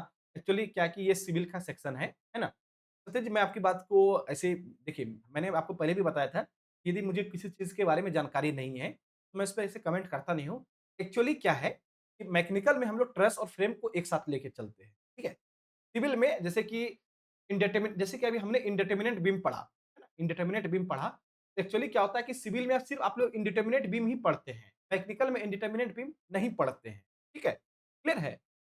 तो ऐसा हो सकता है, मैं आपकी बात से क्या कहते हैं, मैं आपकी बात को गलत नहीं करूँगा सत्यजीत, है ना? लेकिन मुझे जानकारी नहीं है, इसीलिए मैं आपके ऊपर कमेंट, इस पे कोई भी कमेंट करना नहीं चाहूँगा, ठीक है? टेक्निकल में फ्रेम और ट्रस एक ही चीज़ है। Is it clear? आपकी बात सही हो सकती है, लेकिन मुझे जानकारी नहीं है सत्यजीत, तो मैं इसके ऊपर कोई भी कमेंट आपके इस कमेंट पे नहीं करने जा रहा हूँ, ठीक है? क्लियर है? चलिए, तो n is equal to 2j minus 3, जहाँ पे n क्या है? नंबर ऑफ मेंबर्स है। n क्या है? नंबर ऑफ मेंबर्स हैं और j जो है नंबर ऑफ पॉइंट्स है, ठीक है? j जो है नंबर ऑफ जॉइंट्स है, ठीक है? तो यदि आपका इस कंडीशन को कोई ट्रस सपोर्ट करता है, इस इक्वेशन को यदि सपोर्ट करता है, तो उसे हम लोग परफेक्ट ट्रस कहते हैं। क्लियर है? क्या कहते हैं? परफेक्ट ट्रस कहते हैं। यदि n हम लिख सकते हैं कि if n is equal to 2j minus three then it will perfect truss. If n is not equal to 2j minus 3, if n is not equal to 2j minus 3, then it will imperfect plus। Clear है? ये क्या हो जाएगा? Imperfect plus हो जाएगा। Clear है? Imperfect और perfect clear है? एक बार जल्दी से बता दीजिए। बहुत सारा क्वेश्चन यहाँ पे लगा हुआ है, बस इसी फार्मूले से क्वेश्चन लगा हुआ है और बस यही पूछेगा भी आपसे, ट्रस्ट से पूछना भी है, ठीक है? तो ऐसे बहुत हाई लेवल का भी क्वेश्चन हमने सेट किया हुआ है ना? बहुत हाई लेवल का भी क्वेश्चन हमने सेट किया हुआ है, लेकिन विश्वास मानिए बस यही पूछेगा आपसे, है ना? कि यदि n is equal to 2j minus 3 then it is perfect truss and if n is not equal to 2j minus 3, है ना? तो ये क्या हो जाएगा? इम्परफेक्ट ट्रस हो जाएगा। तो वही चीज हमने यहाँ पे लिखा है ना? कि परफेक्ट ट्रस क्या होता है? यहाँ पे हम डायरेक्ट लिख देते हैं कि n is equal to 2j minus 3। तो ये मेरा क्या होगा? परफेक्ट ट्रस होगा, है ना? ये मेरा क्या होगा? परफेक्ट ट्रस होगा। और उसी प्रकार यदि इम्परफेक्ट ट्रस का क्या कंडीशन होगा? इम्परफेक्ट ट्रस का कंडीशन क्या होगा? कि n is not equal to 2j minus 3, है ना? जब n is not equal to 2j minus 3 तो यहाँ पे दो चीज हो सकता है। एक हो सकता है कि n का वैल्यू, है ना, n का वैल्यू 2j माइनस 3 से कम भी हो सकता है या तो n का वैल्यू जो है 2j माइनस 3 से ज्यादा भी हो सकता है। दोनों पॉसिबल है। नॉट इक्वल टू है ना, तो नॉट इक्वल टू है तो वो इम्परफेक्ट है ना? तो आपको जो है वो 2j माइनस 3 भी हो सकता है और 2j माइनस 3 से ज्यादा भी हो सकता है। यदि n का वैल्यू 2j माइनस 3 से कम है तो उसे हम डेफिशिएंट डेफिशिएंट फ्रेम कहते हैं। इम्परफेक्ट के ही अंदर ही है। इम्परफेक्ट जो है दो तरह का होता है। इम्परफेक्ट जो है दो तरह का होता है। एक होता है आपका डेफिशिएंट और दूसरा होता है रिडंडेंट। रिडंडेंट, है ना? तो डेफिशिएंट में क्या कंडीशन होता है कि if n is less then 2j minus 3 और यहाँ होता है n is greater then 2j minus 3। यहाँ से भर भर के आपको क्वेश्चन अवेलेबल है। थोड़ा सा आप समझते हैं, थोड़ा सा पहले आप समझिए इस बात को, ठीक है? कि सर ये क्या है, डेफिशिएंट क्या है और रिडंडेंट क्या है, इसको समझते हैं और परफेक्ट क्या है, ठीक है? आप थोड़ा सा आपको कुछ एग्जांपल देते हैं, आप समझिएगा, ठीक है? देखेंगे कुछ एग्जांपल आपको दे रहे हैं, इसको समझिएगा। आप पहले आप जवाब देंगे यहाँ पे। कुछ एग्जांपल हम आपको दे रहे हैं, आप इसको देखते जाइए। देखिएगा, एक बेसिक सा हमने क्या लिया है? ट्रस लिया है या फ्रेम लिया है। इसमें आप बताइए, सभी लोग कमेंट कीजिए कि n का वैल्यू कितना है? नंबर ऑफ मेंबर्स कितने हैं इसमें? सभी लोग एक जवाब दीजिए कि नंबर ऑफ मेंबर्स कितने हैं इसमें? इस वाले केस में नंबर ऑफ मेंबर्स कितने हैं? सभी लोग जवाब दीजिए। पहले वाले केस में 3। अभी आपको समझाते हैं जरा।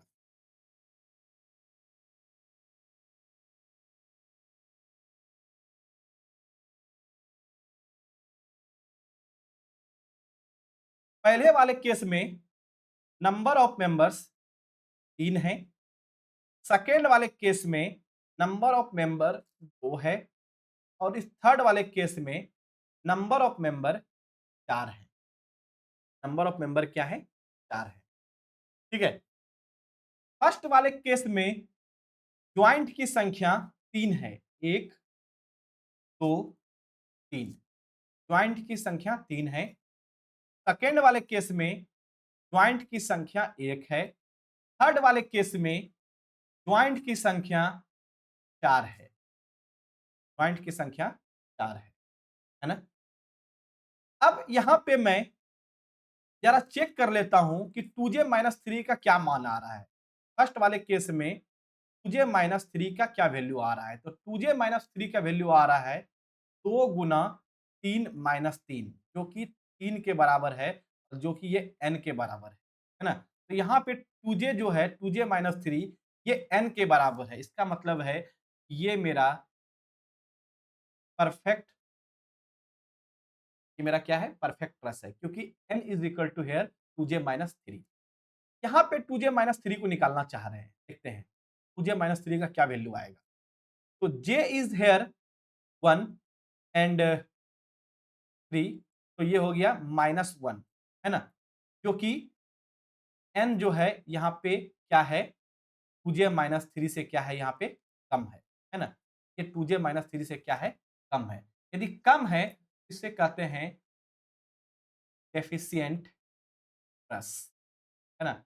एफिशिएंट ट्रस्ट का मतलब है कि ये किसी काम का नहीं है जी, यहाँ मेंबर की संख्या कम है ना? ये ट्रस्ट खड़ा ही नहीं होगा, ये स्ट्रक्चर खड़ा ही नहीं हो सकता है ना?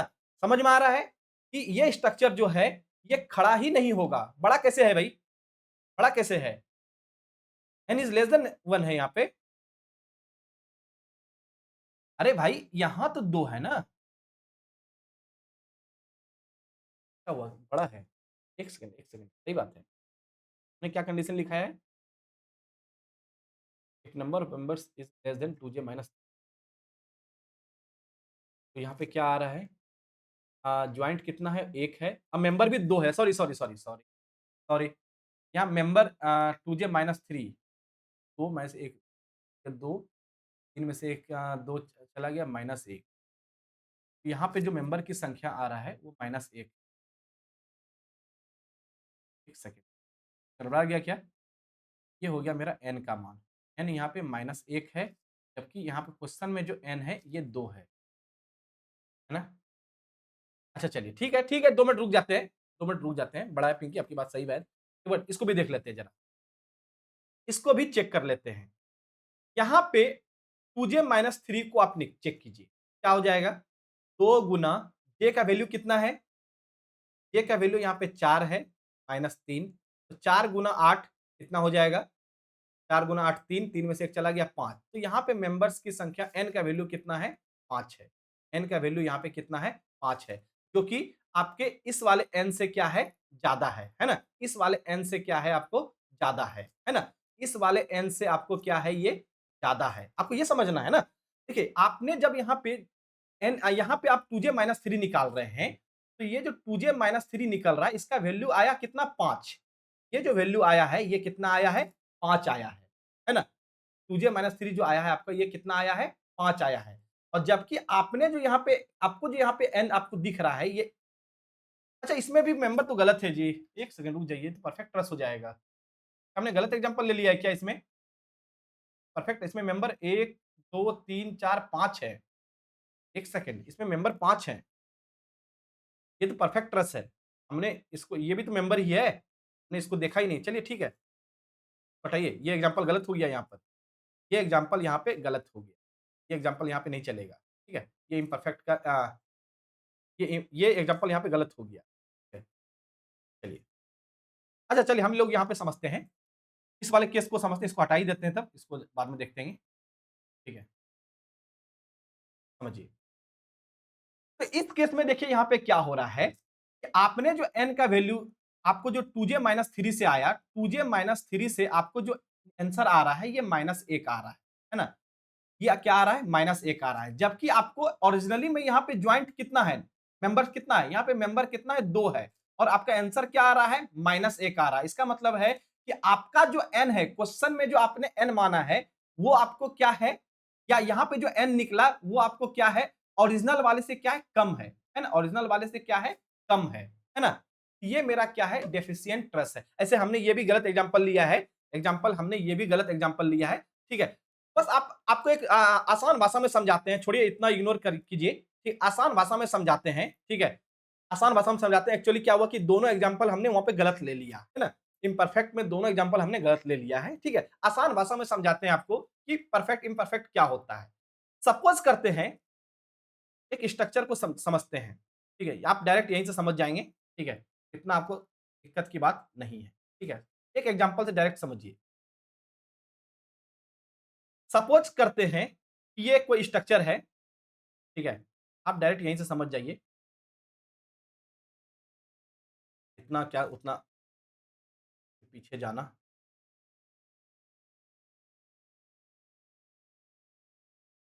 देखेंगे। मान लेते हैं कि ये कोई स्ट्रक्चर है, suppose that this is the structure, ठीक है?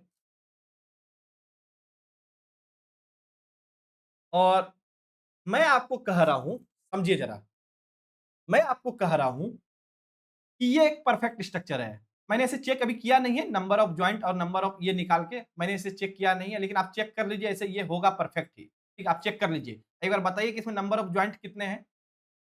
ठीक है। या छोड़िए, आप अभी इसको चेक करने का हम बाद में बताएँगे। मैं ये मान लेता हूँ कि ये परफेक्ट स्ट्रक्चर है। सपोज़ दैट ये परफेक्ट स्ट्रक्चर है। मान लेता हूँ कि ये क्या है? परफेक्ट स्ट्रक्चर है। ठीक है? आप इसमें चेक कर सकते हैं कि नंबर ऑफ मेंबर्स कितने हैं? 1, 2, 3, 4, 5, 6, 7, है ना? इसमें नंबर ऑफ मेंबर्स कितने हैं? 7 हैं। सपोज़ दैट, है ना? इसमें नंबर ऑफ मेंबर्स कितने हैं? 7 हैं, है ना? अब आप एक स्ट्रक्चर बना रहे हैं, आप एक स्ट्रक्चर बना रहे हैं, ध्यान देंगे। अब आप एक स्ट्रक्चर को और बना रहे हैं आप, ठीक है?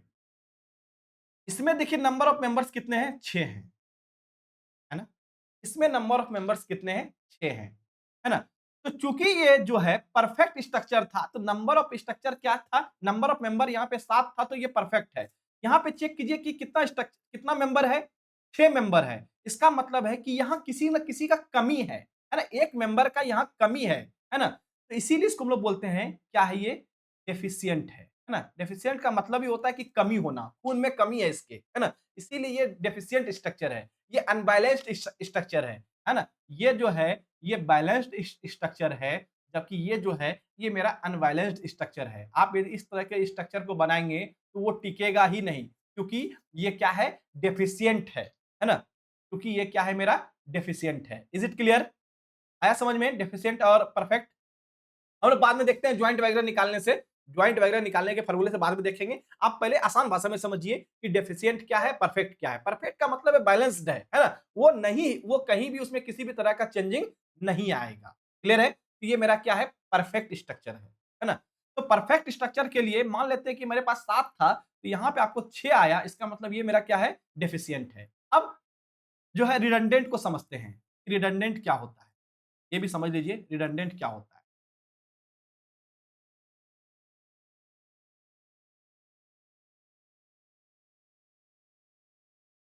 आपने क्या किया? आपको लग रहा था कि सर, ये मेरा एक परफेक्ट स्ट्रक्चर है, ये मजबूत स्ट्रक्चर है। मानते हैं आप इस बात को? This is a strong structure, है ना? Strong structure.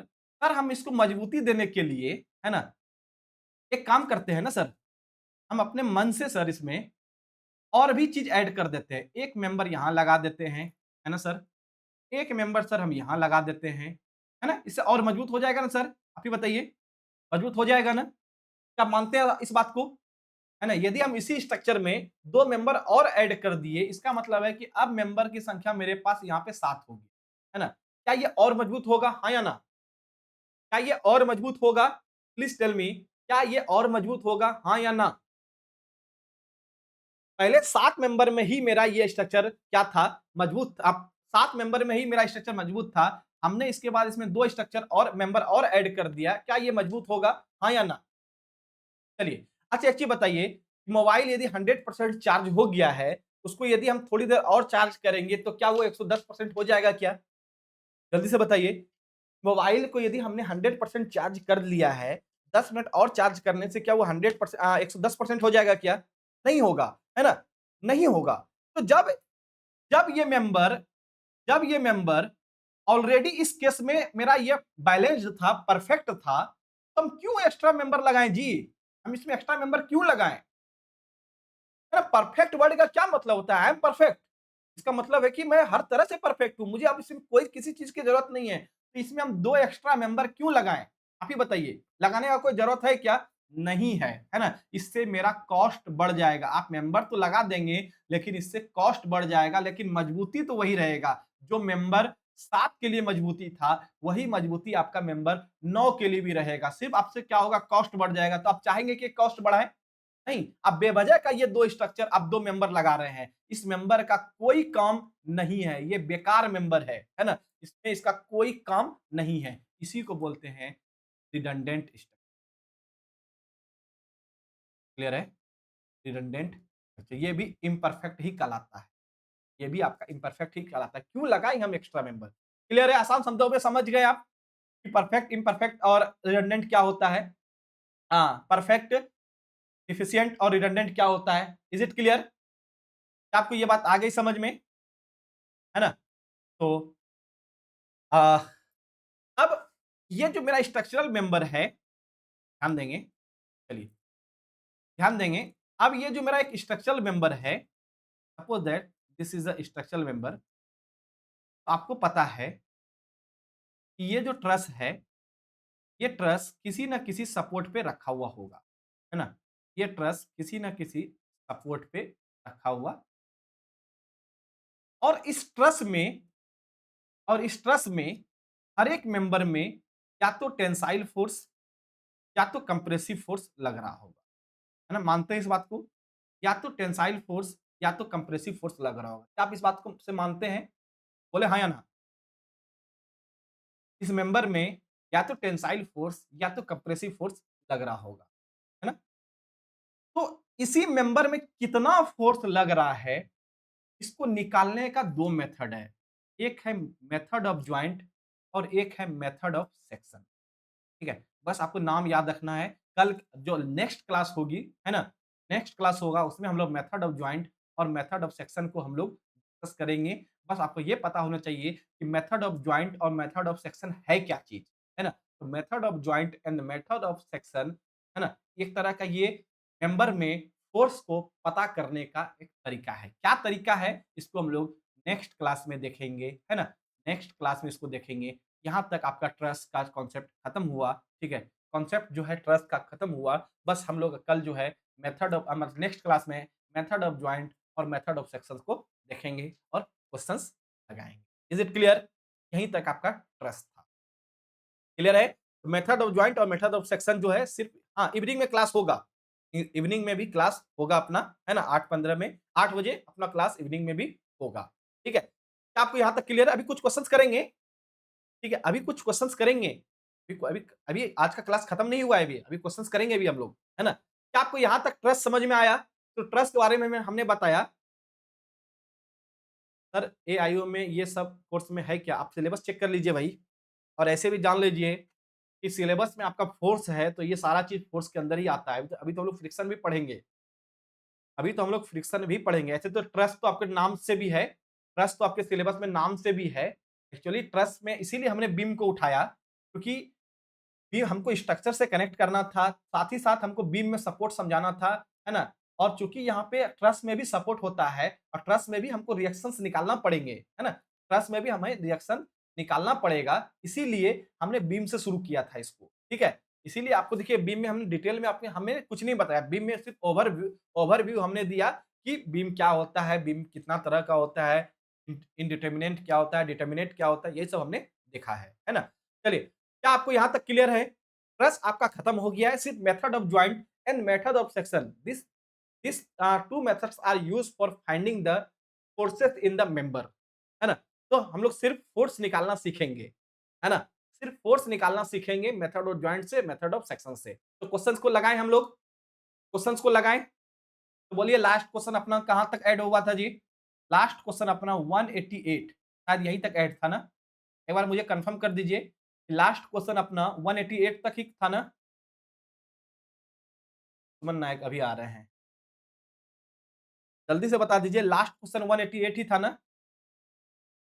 चलिए, तो 189 नंबर क्वेश्चन आपको आपके सिलेबस यहाँ पे है। चलिए, अब यहाँ पे आपके लिए क्वेश्चन है, इस क्वेश्चन को लगाइए और बताइए क्या आंसर होगा।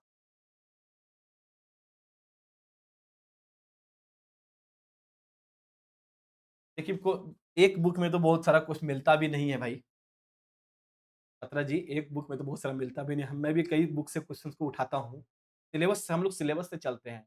Book is not important for me, है ना? हम लोग सिलेबस से चलते हैं।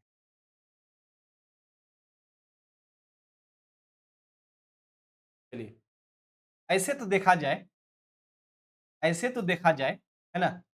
कि n is equal to 2j-3 perfect होता है। n is equal to 2j-3 क्या होता है ये?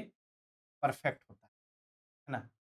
परफेक्ट होता है। यदि n is greater than 2j-3 है, तो ये रिडंडेंट कहलाएगा, है ना? और n is less than 2j-3 है, तो ये डेफिशिएंट कहलाएगा। अच्छा एक चीज़ बताइए, इस तीनों में से फर्स्ट, सेकंड और थर्ड में से बैलेंस्ड कौन है? बैलेंस्ड की बात कर रहे हैं, मतलब वो स्ट्रक्चर टिका रहेगा, कौन-सा है? फर्स्ट, सेकंड और थर्ड में से ऐसा कौन-सा स्ट्रक्चर है जो कि टिका रहेगा? कौन-सा है? जल्दी से बताइए। फर्स्ट, सेकंड और थर्ड में से कौन-सा स्ट्रक्चर टिका रहेगा? भाई टिका तो दोनों रहेगा। ये दोनों जो है स्ट्रक्चर जो है, ये क्या है आपका टिका रहेगा, है ना? ये दोनों स्ट्रक्चर आपको जो है वो बैलेंस्ड रहेगा। अलग बात है कि रिडंडेंट में आप एक्स्ट्रा एफर्ट लगा रहे हैं। रिडंडेंट में आप एक्स्ट्रा मेंबर लगा रहे हैं, तो कॉस्ट बढ़ जाएगा। इसका कोई ज़रूरत नहीं था, है ना? इसका कोई ज़रूरत नहीं था, ये कॉस्ट को आपका इंक्रीज़ कर देगा, कोई ज़रूरत नहीं था। बैलेंस तो है, लेकिन ये अनबैलेंस्ड है ना? इसमें तो कमी है, ये अनबैलेंस्ड है ना? यदि आपको भूख लगा है, तो आप 1 रोटी एक्स्ट्रा खा लीजिएगा, तो कोई दिक्कत नहीं है, आपका पेट भर जाएगा, है ना? लेकिन अलग बात है कि आपको जो है वोमिटिंग शुरू हो जाएगा, वही बात है ना? कि रिडंडेंट भी क्या है आपको बैलेंस स्ट्रक्चर ही है, लेकिन कॉस्ट आपका क्या हो जाएगा इंक्रीज़ हो जाएगा, है ना? इसीलिए देखिए यहाँ पे लिखा गया है, अब परफेक्ट फ्रेम हमने बताया था क्वेश्चन देखिए परफेक्ट फ्रेम के लिए तो बराबर होना चाहिए, लेकिन यहाँ पे देखिए लिखा है नॉट बी लेस देन, है ना? नॉट बी लेस देन मतलब है यहाँ पे जो है 2j-3 होगा, है ना? यहाँ पे इसकी बात कर रहे हैं, 2j-3 होगा। अच्छा यहाँ पे जॉइंट को n से डिनोट किया गया है, इस बात को ध्यान रखेंगे। यहाँ पे जॉइंट को n से डिनोट किया है, हमने जॉइंट को जो है वो किससे डिनोट किया था? j से, है ना? उससे घबराना नहीं है। हमने n को नंबर ऑफ मेंबर बोला था और j को नंबर ऑफ जॉइंट बोला था, है ना? घबराना नहीं है। तो इसका आंसर जो है वो 2n-3 होगा। Is it clear? समझ में आया? ऐसे तो परफेक्ट बात कर रहा है, परफेक्ट बात कर रहा है तो इसे इक्वल होना चाहिए था, लेकिन हमको फिर भी आंसर लगाना है, ठीक है? तो सी आंसर होगा। क्लियर है? एक बार जल्दी से बताइए। परफेक्ट फ्रेम बोल रहा था, ऐसे तो इक्वल होना चाहिए था, लेकिन लेस देन भी चलेगा, ठीक है? 2n-3 से लेस देन नहीं होना चाहिए। नेक्स्ट क्वेश्चन है आपके स्क्रीन पर। A traces to be perfect when, है ना? बस अलग-अलग नोटेशन है, बस आपको ध्यान देना है कि आपको 2j-3 को चेक करना है, कौन-सा आएगा होगा जल्दी से बताइए। 190 नंबर का कौन-सा आंसर होगा? सी नंबर होगा, चलिए ठीक है ना? क्या कमेंट ही करना अब, नेक्स्ट चलिए देखते हैं, एक देखते हैं ज़रा क्या हो रहा है। यहाँ देखिए, यहाँ पे इस क्वेश्चन को देखेंगे ज़रा, एक मेंबर है जिसमें जॉइंट की संख्या क्या है? 4 है ना? इसीलिए हमने बोला था कि एग्ज़ाम्पल से हम लोग बेहतर समझेंगे। डायग्राम हो सकता है कि हमने गलत बना दिया हो, है ना? वहाँ पे शुरू में समझाते समय गलत डायग्राम हो गया हो, अब एग्ज़ाम्पल से समझेंगे। जॉइंट की संख्या 4 है। एक चीज़ बताइए कि यहाँ पर यदि जॉइंट 4 है, इस 4 जॉइंट के लिए आपको कितना मेंबर चाहिए होगा? Member number of member for 4 joint कितना हो जाएगा जी?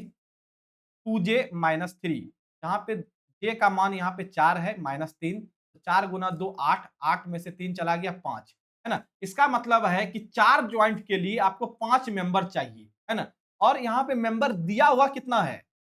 यहाँ पे मेंबर कितना दिया हुआ है? 5 दिया हुआ है। इसका मतलब है कि आपको ज़रूरत भी 5 मेंबर का है और मेंबर भी आपको 5 यहाँ दिया हुआ है। इसका मतलब है कि ये एक परफेक्ट है ना? आया समझ में अब?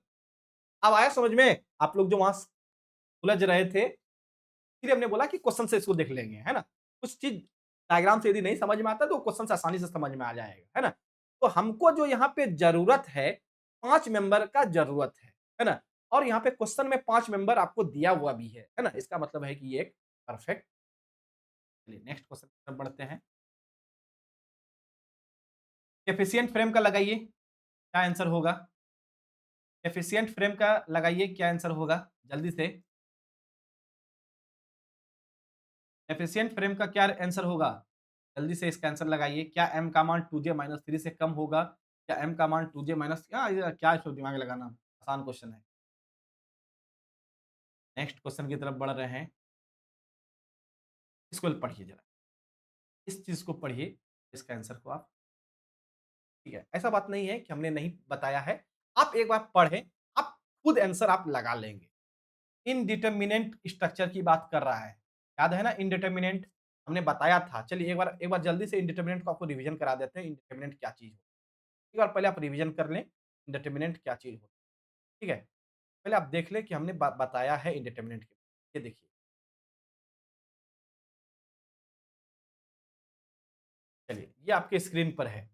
एक बार आप दोबारा रिवीजन कर लीजिए, दोबारा रिवीजन कर लीजिए आप, ये आपके स्क्रीन पर है कि यदि नंबर ऑफ इक्विलिब्रियम इक्वेशन से कम है या बराबर है तो वो डिटर्मिनेंट है, और नंबर ऑफ रिएक्शंस या अननोन बोल सकते हैं, यदि नंबर ऑफ इक्विलिब्रियम इक्वेशन से ज्यादा है, ठीक है, तो वो इंडिटर्मिनेंट होता है ना। वो चाहे वो सबके लिए वैलिड है, वो सभी के लिए क्या है, वैलिड है ना? अब लगाइए इस क्वेश्चन का, अब इस क्वेश्चन का आंसर को आप क्या आएगा। Number of unknown forces is equal to the available equation, है ना। तो ये तो मेरा क्या हो गया जी, डिटर्मिनेट हो गया, ये मेरा डिटर्मिनेट। ये नो रिलेशन की कोई बात नहीं करता है ना। Number of unknown forces are less than available equation, less than भी है तब भी ये क्या है, डिटर्मिनेट है।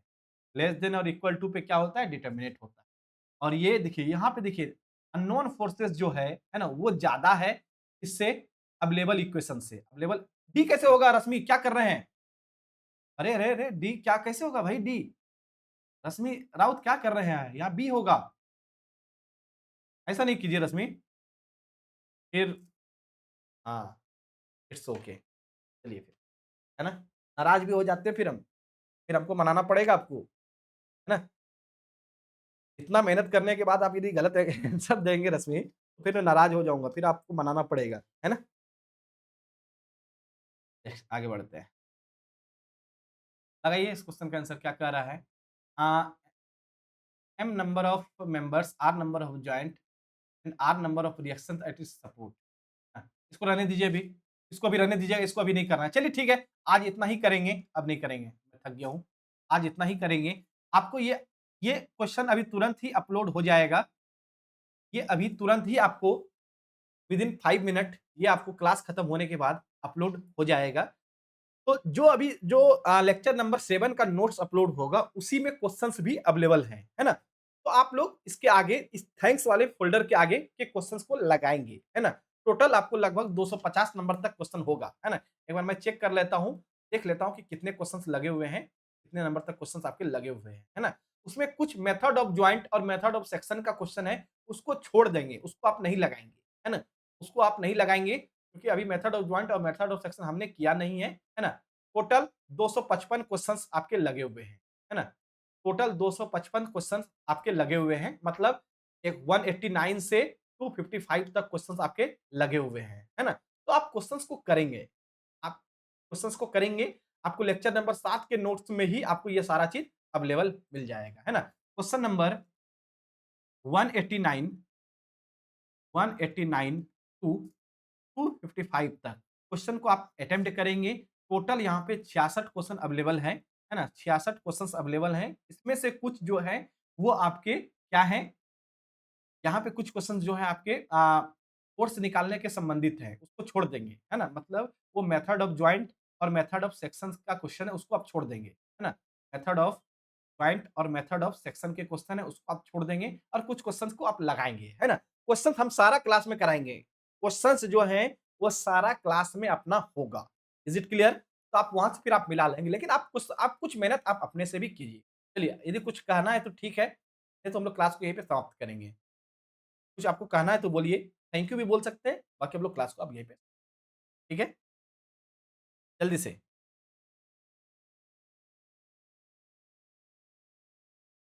चलिए, तो ठीक है, बाय-बाय, मिलते हैं कल। शाम को मिलते हैं, ठीक है?